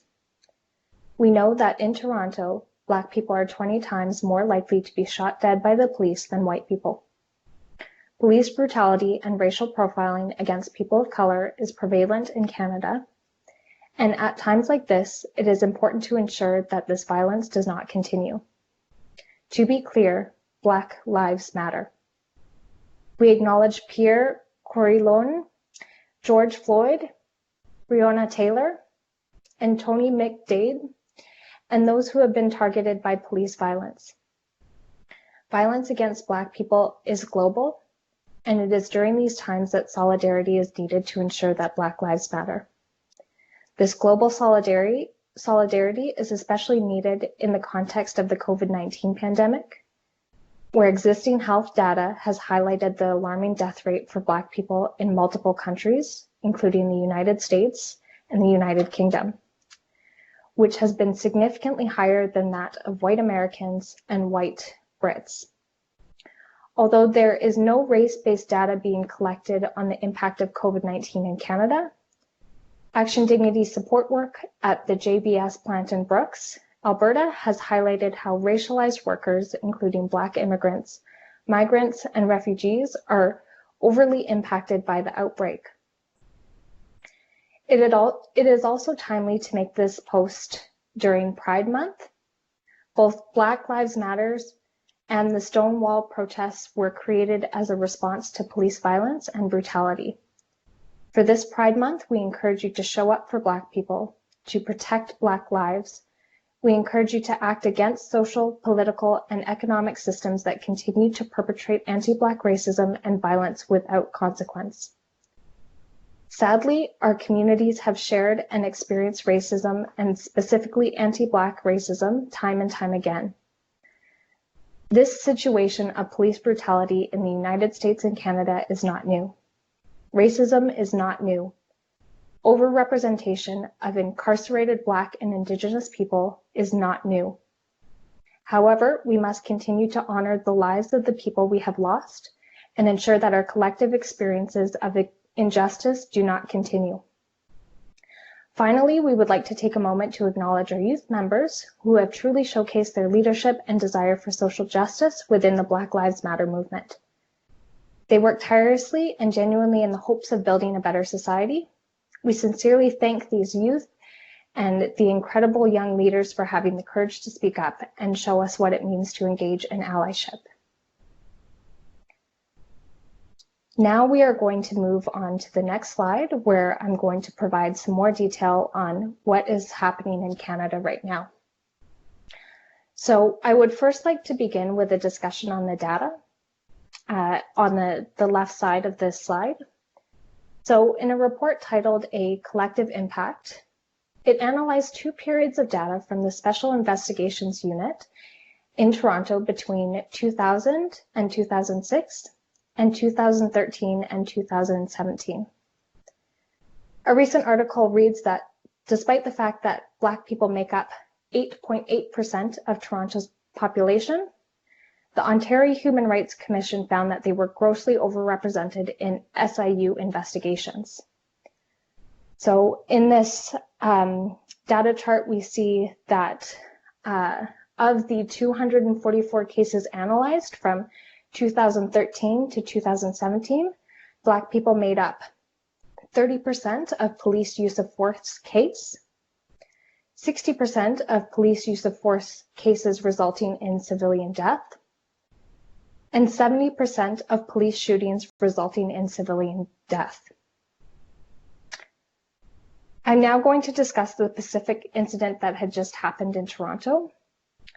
We have shared an image of Regis Korchinski-Paquette, an Indigenous Black woman who passed away on May 27, 2020, after falling from the 24th floor of an apartment building after police were called to her home after a family conflict.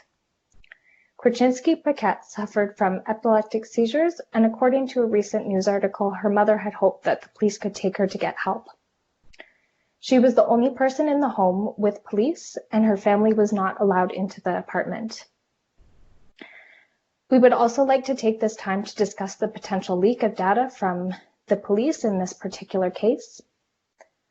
A recent article reads that the Toronto Sun published a story on Tuesday, which included a number of previously unreported details about an incident between officers and 29-year-old Regis Korchinski-Paquette in the moments leading up to her death. The newspaper cited unspecified sources.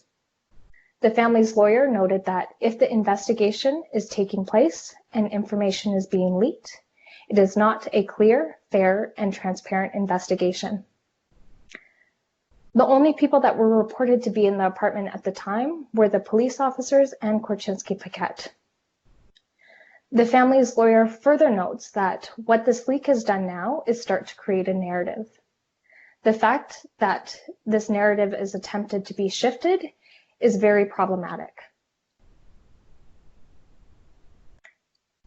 And on the next slide, we are going to continue our analysis of the situation in Canada. So according to a report by the Globe and Mail, more than 1/3 of people shot to death over a decade by RCMP officers were Indigenous. Recently in Winnipeg, the police killed 3 Indigenous peoples in 10 days.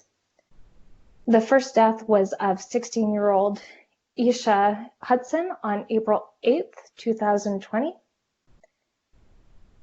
We have also included an image on the right of Josephine Pelletier, 33, of the Cree Nation and Saulteaux First Nation. They were shot and killed in Calgary by an unnamed Calgary police officer on May 17, 2018. Pelletier's formal education ended at age 12, and she spent the vast majority of her teenage and adult years in jail and prisons, and never received proper support for addictions.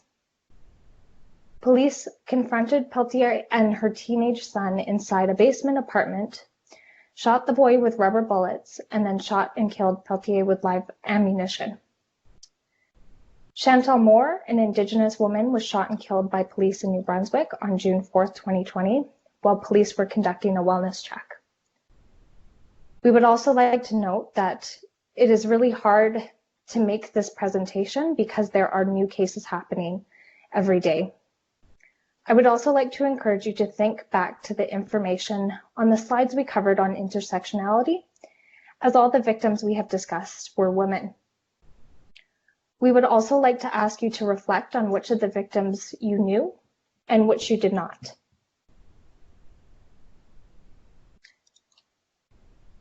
In the next slide, we are now going to take a 1-minute moment of silence for everyone that has been impacted by what is happening and to honor the lives we have lost. So I'm going to mute my mic for a 1-minute moment of silence.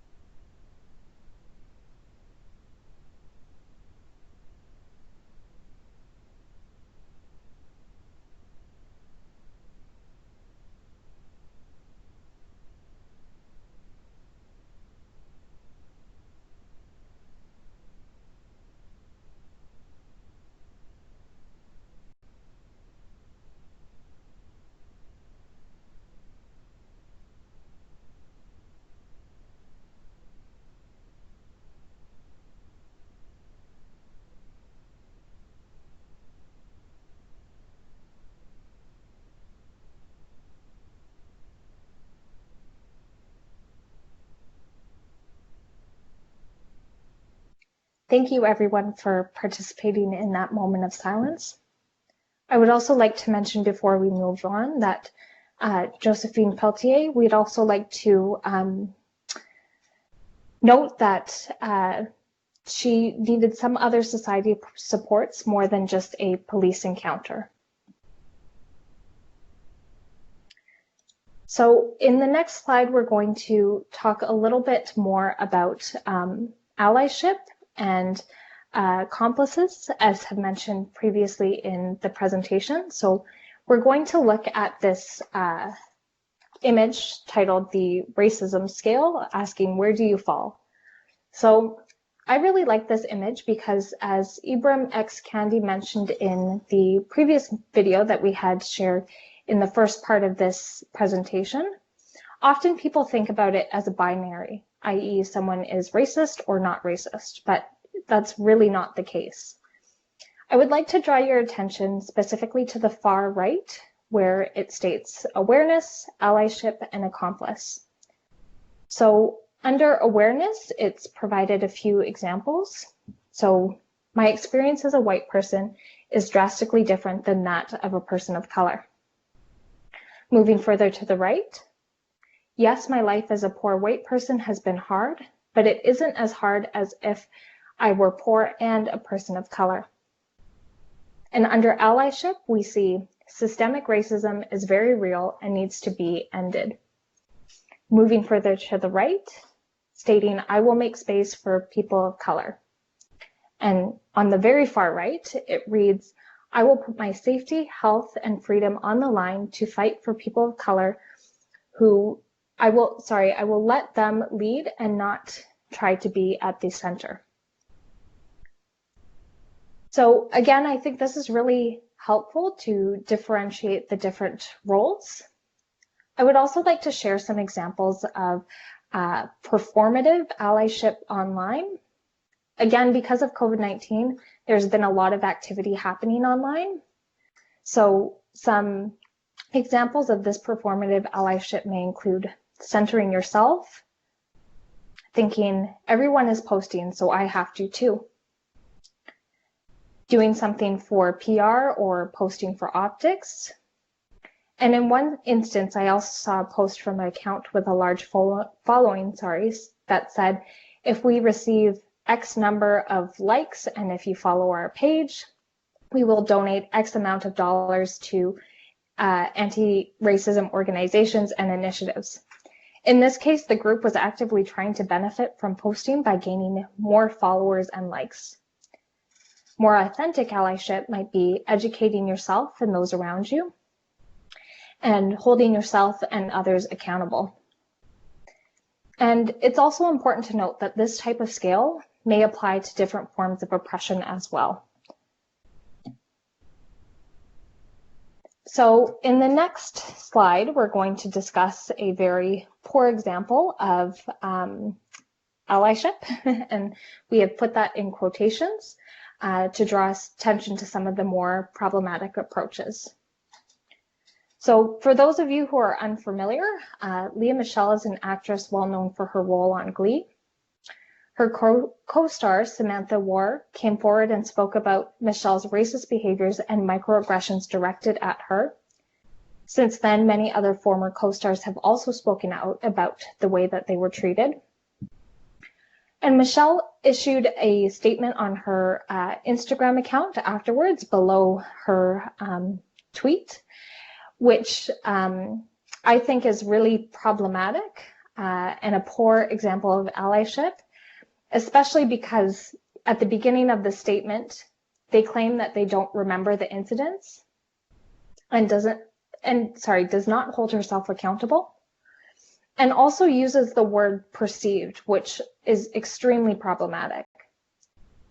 In addition, a recent opinion piece for CBC Manitoba, the author Chimwemwe Undi wrote about how institutions and businesses have been declaring allyship. The author writes, universities solemnly pronounce their solidarity with Black students and scholars, despite their lack of tenured Black faculty, their refusal to collect and analyze admissions data, and their chronic underfunding of departments like Women and Gender Studies, Cultural and Critical Race Studies, whose work is dedicated to understanding oppressive structures and imagining their destruction. And so in the slide, we've also included an image which states, just because you think something doesn't affect you personally, doesn't mean you shouldn't care. So we would encourage you to reflect on the meaning of this quote for you personally as we move through the rest of the webinar, and again, even after we have concluded our presentation. So in the next slide, I'm going to talk a bit more about accomplice. So in this quote, it states, an ally will mostly engage in activism by standing with an individual or group in a marginalized community. An accomplice will focus more on dismantling the structures that oppress that individual or group, and such work will be directed by the stakeholders in the marginalized group. And this quote comes from Colleen Clemens on teachingtolerance.org. A colleague of Tyra's at ActionDignity, Raeesa, also noted on a recent podcast episode that An accomplice is someone who is actively using their privilege by passing the mic, taking a step back, and by decolonizing their own lens and decentering themselves. I also think it's really important that we don't use the terms ally and accomplice interchangeably, because as we can see, they mean very different things. So I would encourage you to think about what actions you as an individual can take to move beyond allyship. I'd also like to share a quote from Tyra on a recent podcast episode, in which she states, "The real accomplices are too busy to be posting about being allies and accomplices because they're doing the work." So in the next slide, we're going to discuss a little bit more about how anti-discrimination appears in the current context. I think one previous.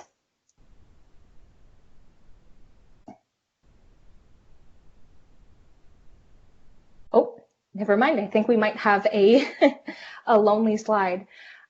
So essentially what we are going to speak about in this slide, some of you may have seen it before, but it's looking at the different examples of overt white supremacy, or that which is socially unacceptable, and covert white supremacy, or that which is socially acceptable. So again, the image showed another iceberg model, but what we will do is we'll make sure we include this image in the handouts for the webinar. So our next slide, we're going to share information, previous slide, on a recent bill passed in Alberta. So because many people have been attending protests or similar activities, we wanted to share information on the new legislation so that those attending protests are well informed.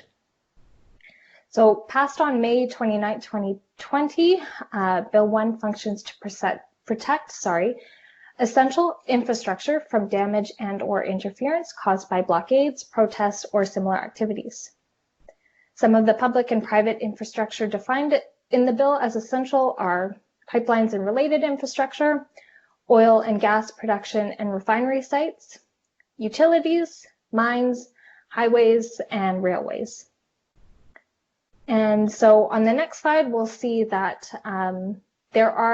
this bill introduces penalties for trespassing on, damaging, or interfering in the construction, maintenance, use, or operation of any of this infrastructure.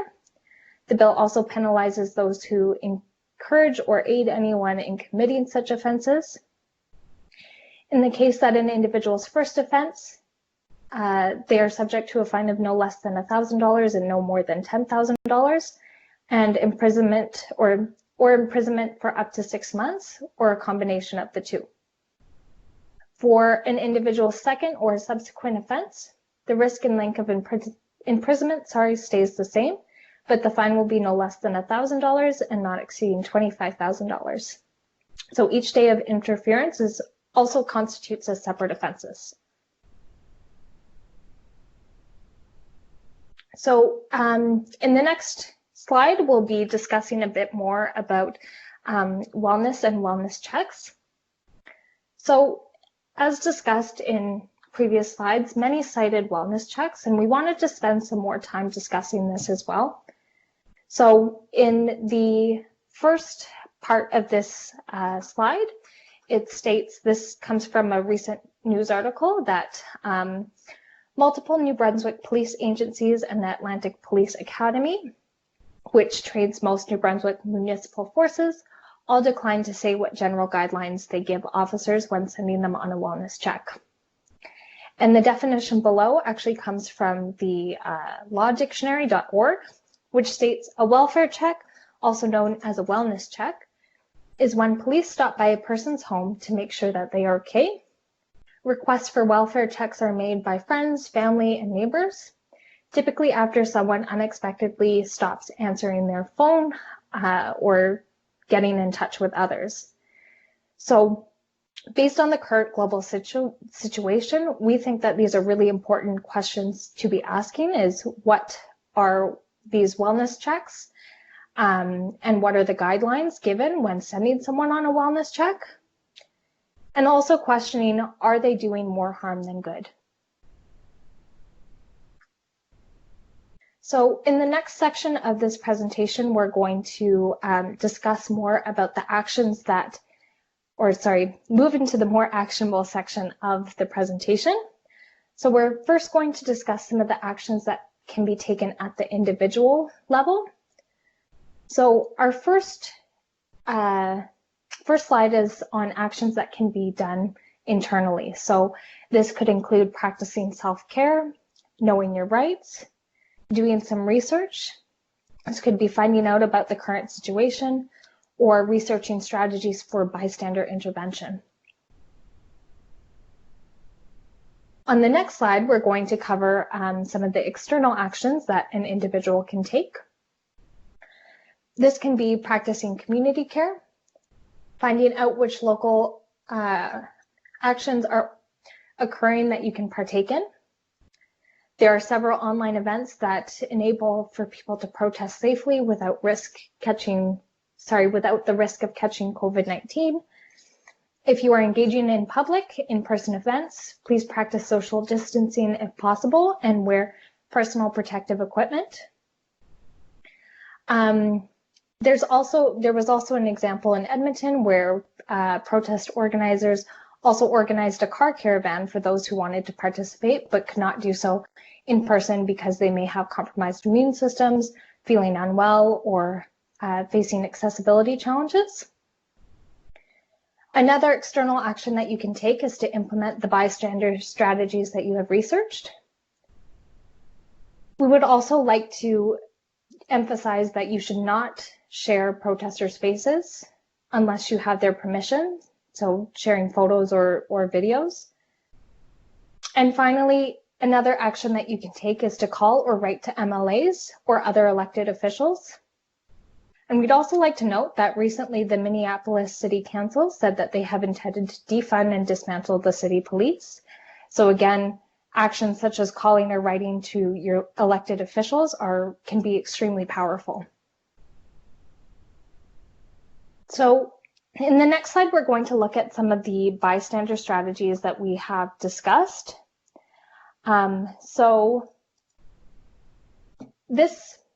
The strategies that we have shared would be taken in a low risk situation. And if someone is being targeted by racist or xenophobic language or behaviors. If this is a situation they can control, we encourage you to act. So it's also important to note the places that racist and xenophobic hate incidents can occur. These strategies would most likely to be employed in an outside setting or on the street. And you would take a different approach if it were at a business. But again, these are steps that you can take at that individual level. We'd also like to reference back to the Coalitions Creating Equity, as one of the common locations that they found where hate incidents were happening was on the streets. So the first strategy is to assess the situation, looking at can you safely intervene? And second is to think about what is the most strategic way to help. This could involve confronting the assailant, ignoring the assailant and going straight to the victim, keeping an eye on the situation to jump in if needed, and if possible, mobilizing fellow bystanders to act. We encourage you not to escalate the situation and try to leverage your own privilege. And don't assume that anyone else is going to jump in. And another possibility is the image that we had shared on the right. So this is to check in with yourself about what you have access to, what you want to contribute, and where and how, and make a decision. So see what happens next and respond accordingly to what is in integrity with you is another possibility for bystander strategies. So moving on to the next slide, we're going to discuss some potential response strategies that you can adopt when responding to racism and xenophobia. We have shared this response strategy in previous webinars, and it has been adapted from teachingtolerance.org. So the first step in this response strategy is to recognize whether this is comments, language, behaviors that are racist and xenophobic. Second is to interrupt. And what interrupting does is that it shows the person that you're talking with that what they've said is important enough to pause your conversation and address. And it's also important to talk about the racism or discrimination before you talk about anything else. So an example may be, hang on, I want to go back to what you just said. The next step is to question. And the goal of questioning is really to better understand why the person said what they did. So you might ask the person, where did you hear that information? The fourth step is to educate. And the goal of educate isn't just to provide facts on a topic, but to explain why the person who said what they did needs rethinking. And to educate someone on racism is, to educate someone on racism, we also need to understand the root causes of racism and xenophobia and the harm that it causes. And finally, the last step is to echo. So when you hear someone else speaking up on racist behaviors, echo them, thank them, or emphasize or amplify their message in any way that you can. So in the next slide, we're going to move away from more of the individual actions and look more at actions that can be taken at the institutional level. So these may include donating, making a public statement that is thought through, checking in with your Black staff, share information on social media, and coordinating a group response to challenging anti-racism. And the image on the right is an example of a local business that has decided that their sales from a particular coffee is actually going to be donated to ActionDignity to support their anti-racism work. So now I'm going to hand things back over to Tyra to talk more about practicing self-care and community care. Thank you, Jayde, for going over that part of the presentation. So now I'm going to talk about self-care and community care. And I think that it's really important to incorporate this into anti-racism work because this topic is traumatic and also has a real human impact. So the first self-care activity I would like to mention is related to grounding.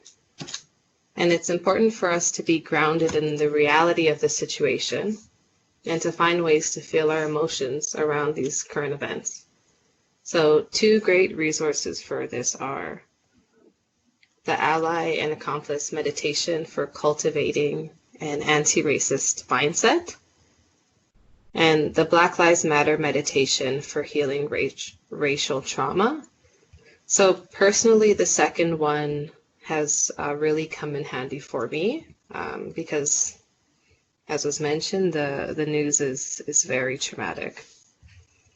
And so I find these resources are really great ways to settle into the moment and reflect on our feelings.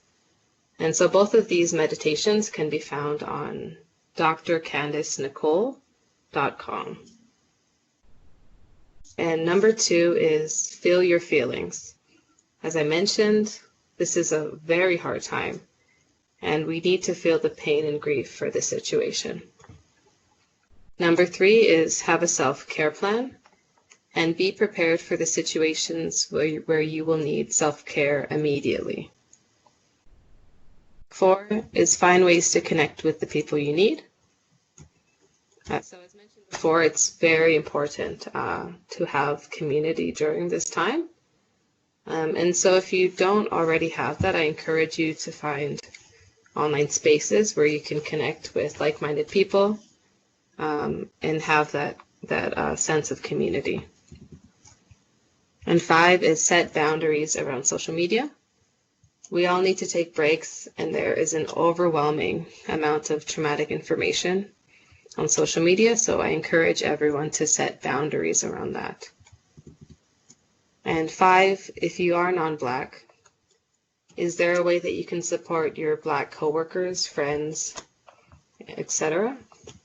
And know that during this time, anti-Black racism is being highlighted, and it is so personal to Black people. And 6, find resources for you and your community that can help you during this time. So some examples of this are the meditations, and also there are also specific resources that you can find for specific intersections.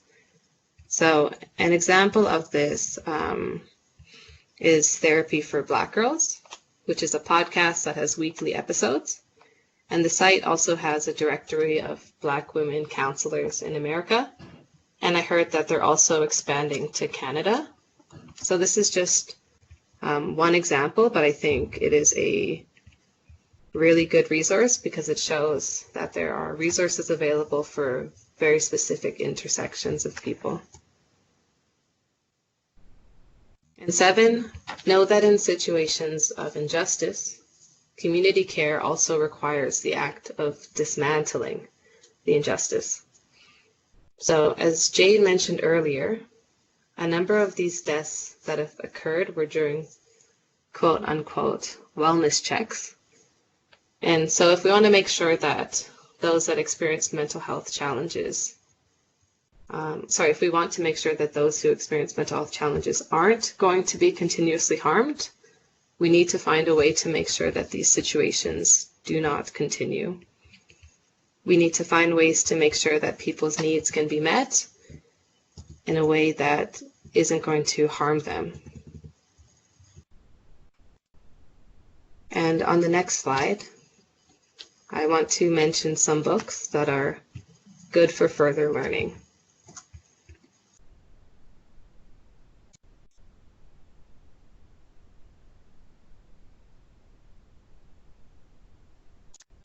Next slide, please.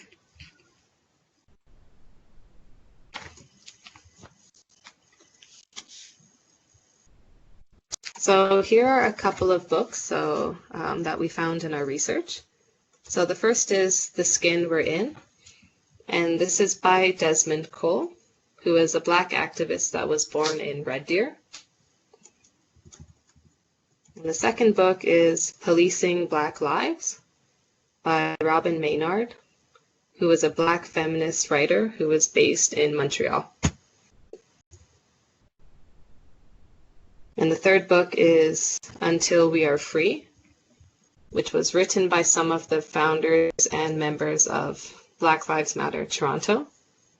And I actually find this book really interesting because of the way that it is, the chapters are designed. They have different intersectional topics.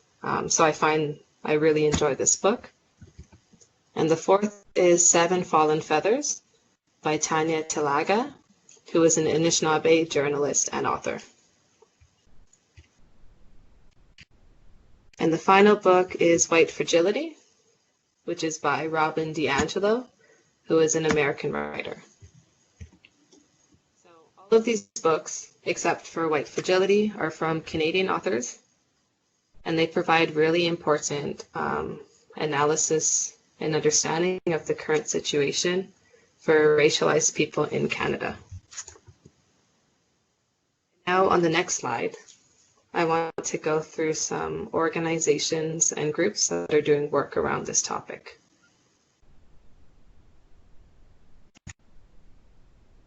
It seems like, we are missing that slide, but I will just list them off. So to start off is ActionDignity. And then next is the Black Lives Matter Canada chapters. So there are chapters in Toronto, Vancouver, and Edmonton that I know of.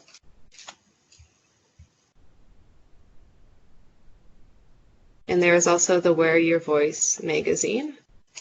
So this is based in the United States, but I personally really enjoy the analysis that they have on the site. And next is YYC Eritreans. And then there's Shades of Color. And then there's the Canadian Cultural Mosaic Foundation, community-wise, Center for Race and Culture, and Future Ancestors Services Incorporated. And so all of these will be included on the PowerPoint that we send out.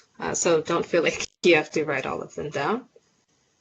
And also, this isn't an extensive list, but these are just some of the groups and organizations that I previously knew and that I know have been doing this type of work. So if you know of any else, please feel free to add them into add them into the comments. And now finally, we are going to end with a self-care activity. So this activity is called the Can and Can't Control List. And this has been saved from wellandgood.com. And it specifically draws upon the work of Kristen Scarlett. So I would like to share a quote from a post in which Scarlett says, "A can-can't control list is one of the best coping techniques for anxiety about lack of control right now because it acts as a counterforce to anticipatory anxiety. And because of the numerous current situations, we can feel like our lives are not in our control, which triggers feelings of anxiety. If we focus on the things we can control, we can rebalance the perceived hold we have on our lives, therefore decreasing the anxiety. And of course, we know that there are many situations we cannot control, but an important element of recreating safety is to find a space in a situation that we can control. I know that globally we've been facing a deal of very traumatic threats, so COVID-19, and also the global situation that we mentioned. So it is important to try to find safety and security where we can, because for a lot of people right now, they are currently in survival mode. And so it is good to try and center if we can. So for this activity, we will need a pen and paper, but you could also just do a mental list. So to begin, just take a moment to reflect on how you are feeling right now.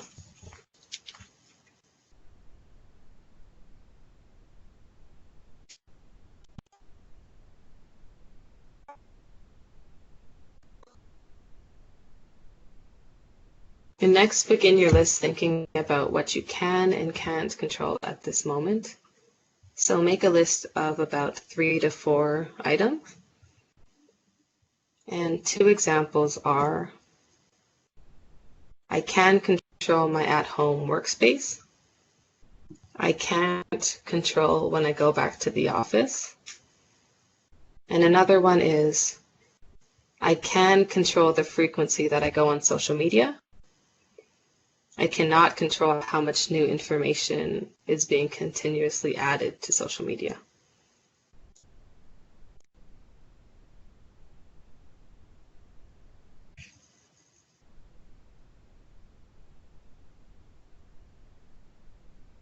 And so doing this activity is also very good in relation to having like a physical embodiment of what you can and can't control. So I would encourage you to write it down if you can, and also put it in a space where you can see it, just to kind of have a focus on things that you can actually control.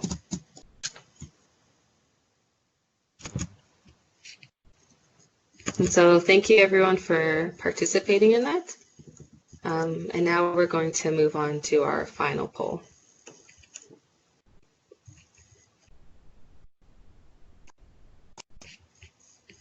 So the first question is, has this webinar impacted how you will go about your daily life?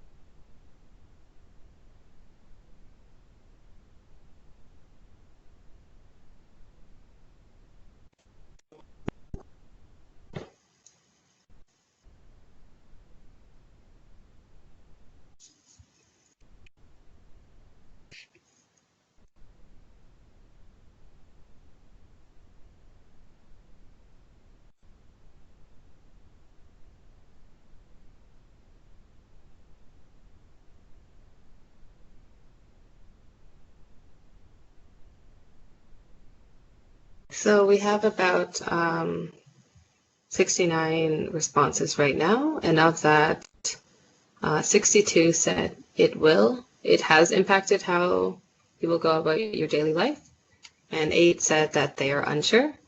And no one said no, which is great, but also maybe those people just didn't respond. And so now we'll move into the next question. Do you plan to use any of the resources that we have shared in this training?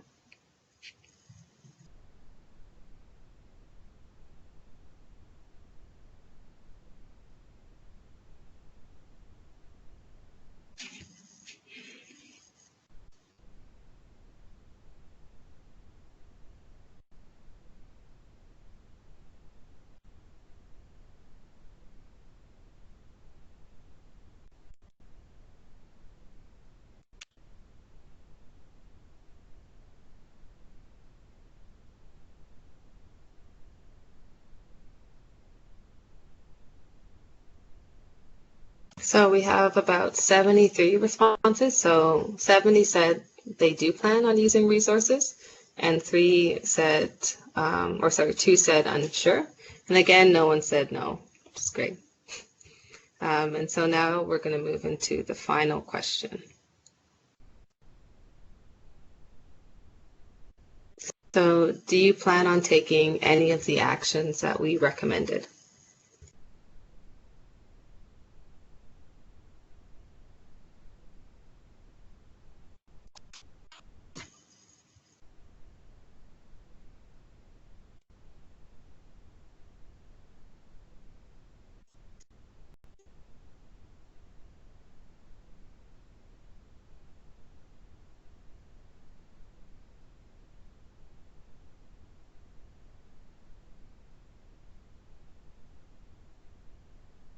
And so for this one, the responses are pretty much the same. So 64 will take the actions and 3 are unsure. So thank you for participating in those 3 polls, everyone.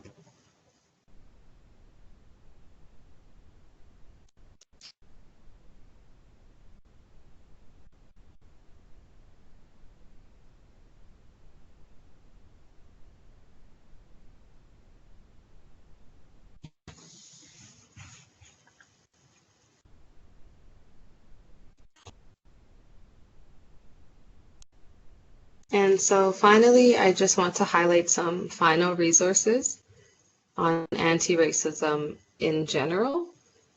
So these won't be explicitly related to this global situation that I know of, but are just good resources just in general. So first is the AROC Tools and Resources for Nonprofits. And so they have a couple of resources like this, and I encourage everyone to check them out. And next is the Intersectionality Matters podcast with Kimberly Crenshaw. And I think this is really great because who better than to talk about intersectionality than the person who coined the term? And third is a Native Calgarian, which I think is a really, really great podcast. And fourth is the We Are the Roots film. And so all of these resources are included in the handout for this presentation, and I think that all of them are very great. And so now I am going to pass things over to Raeesa, who will cover our question period. All right. Thank you, Tyra. So thank you, Tyra and Jayde, for today's webinar. And thank you to everyone for participating and sending in questions throughout.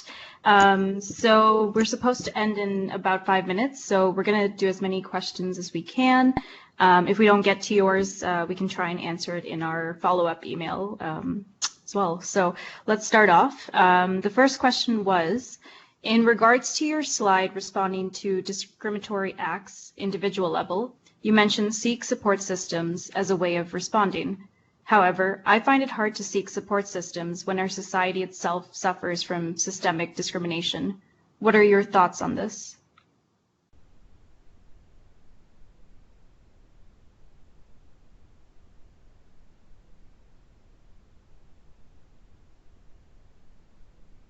So we saw in the chat that actually somebody had responded to this question, and I thought it was a really great response, and essentially recognizing that it can be challenging, but again, reaching out to those people that you feel comfortable with, and how many accomplices or allies you may have. But absolutely, I think the systemic discrimination creates those barriers for people to seek supports and access services. So again, we're hoping with this webinar and talking about these issues that we can start to again dismantle these systems of discrimination and oppression. Tyra, do you have anything to add? I think that's good. I would also just like to note that for some people, they might have believed in anti-racism like as an idea, but they might just not have been doing the actual acting part of it. But I think with the number of like situations that are going on, like COVID and this other global situation, I think people are being emboldened to act. So I do think that people are becoming more aware, and that I hope that can help with getting a support system in the next little while. Perfect, thank you. So we had a comment in regards to, violence against anybody is unacceptable. What are your thoughts? Discrimination is, faced by individuals who are white as well. Did you have any thoughts to share regarding that?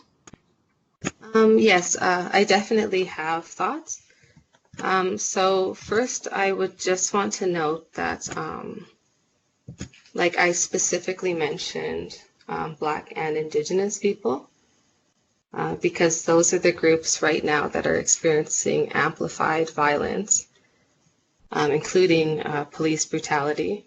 And we also know that those groups are experiencing harm by COVID-19. So it's important to specifically mention these two groups. And it is also important another important element of anti-discrimination is to believe people when they say things, and also to center their voices within the conversation.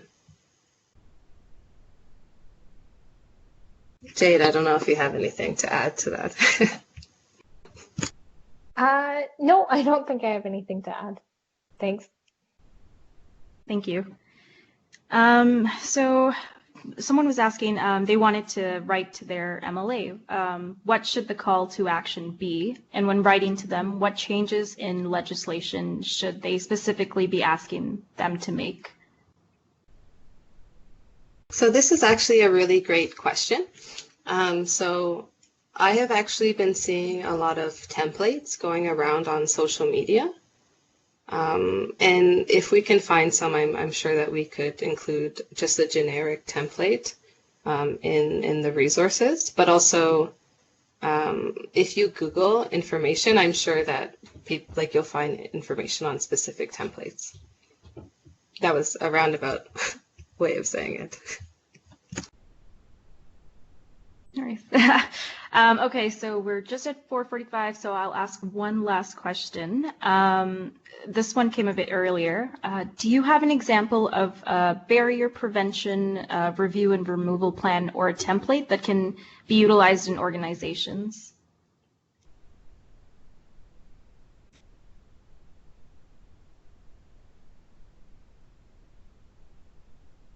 This is, again, a great question. Unfortunately, I don't have an example at this time or template, but again, happy to connect after the webinar and see if we can share any helpful information with respect to barrier prevention review and removal. Perfect. And Tyra, unless you have something. Oh yeah, go ahead. Sorry, and I don't know of one either, but if anyone that is attending knows of one, it would be great if you could comment. If not, we can research, and I'm sure we can send one along with the webinar. Perfect. Yeah, and again, if we didn't get to your question either, we'll be sending up a follow-up email with all the slides and the content, and we can answer any questions there as well. And if we go to the next slide, I believe our contact info is there. Yes, so if you have any questions for Tyra, Jayde, or AAISA, you can email us at those email addresses. But yeah, thank you so much for joining us today for this webinar. And I'm just going to pass it off to Jayde and Tyra to finish up.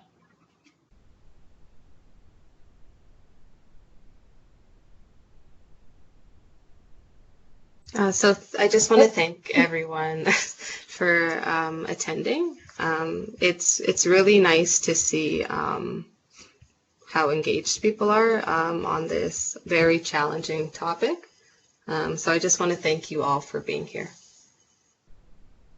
I would like to echo what Tyra has said. Thank you again for all joining us today. I know it was a long afternoon and some really difficult topics to discuss, but yeah, thank you. And again, if you'd like more information or viewing our previous webinars that we've done on COVID-19, all that information will be in the handout as well. And as well in the slide deck, which will be sent out at a later date. We've also cited some of the references that we've used in this presentation for further learning.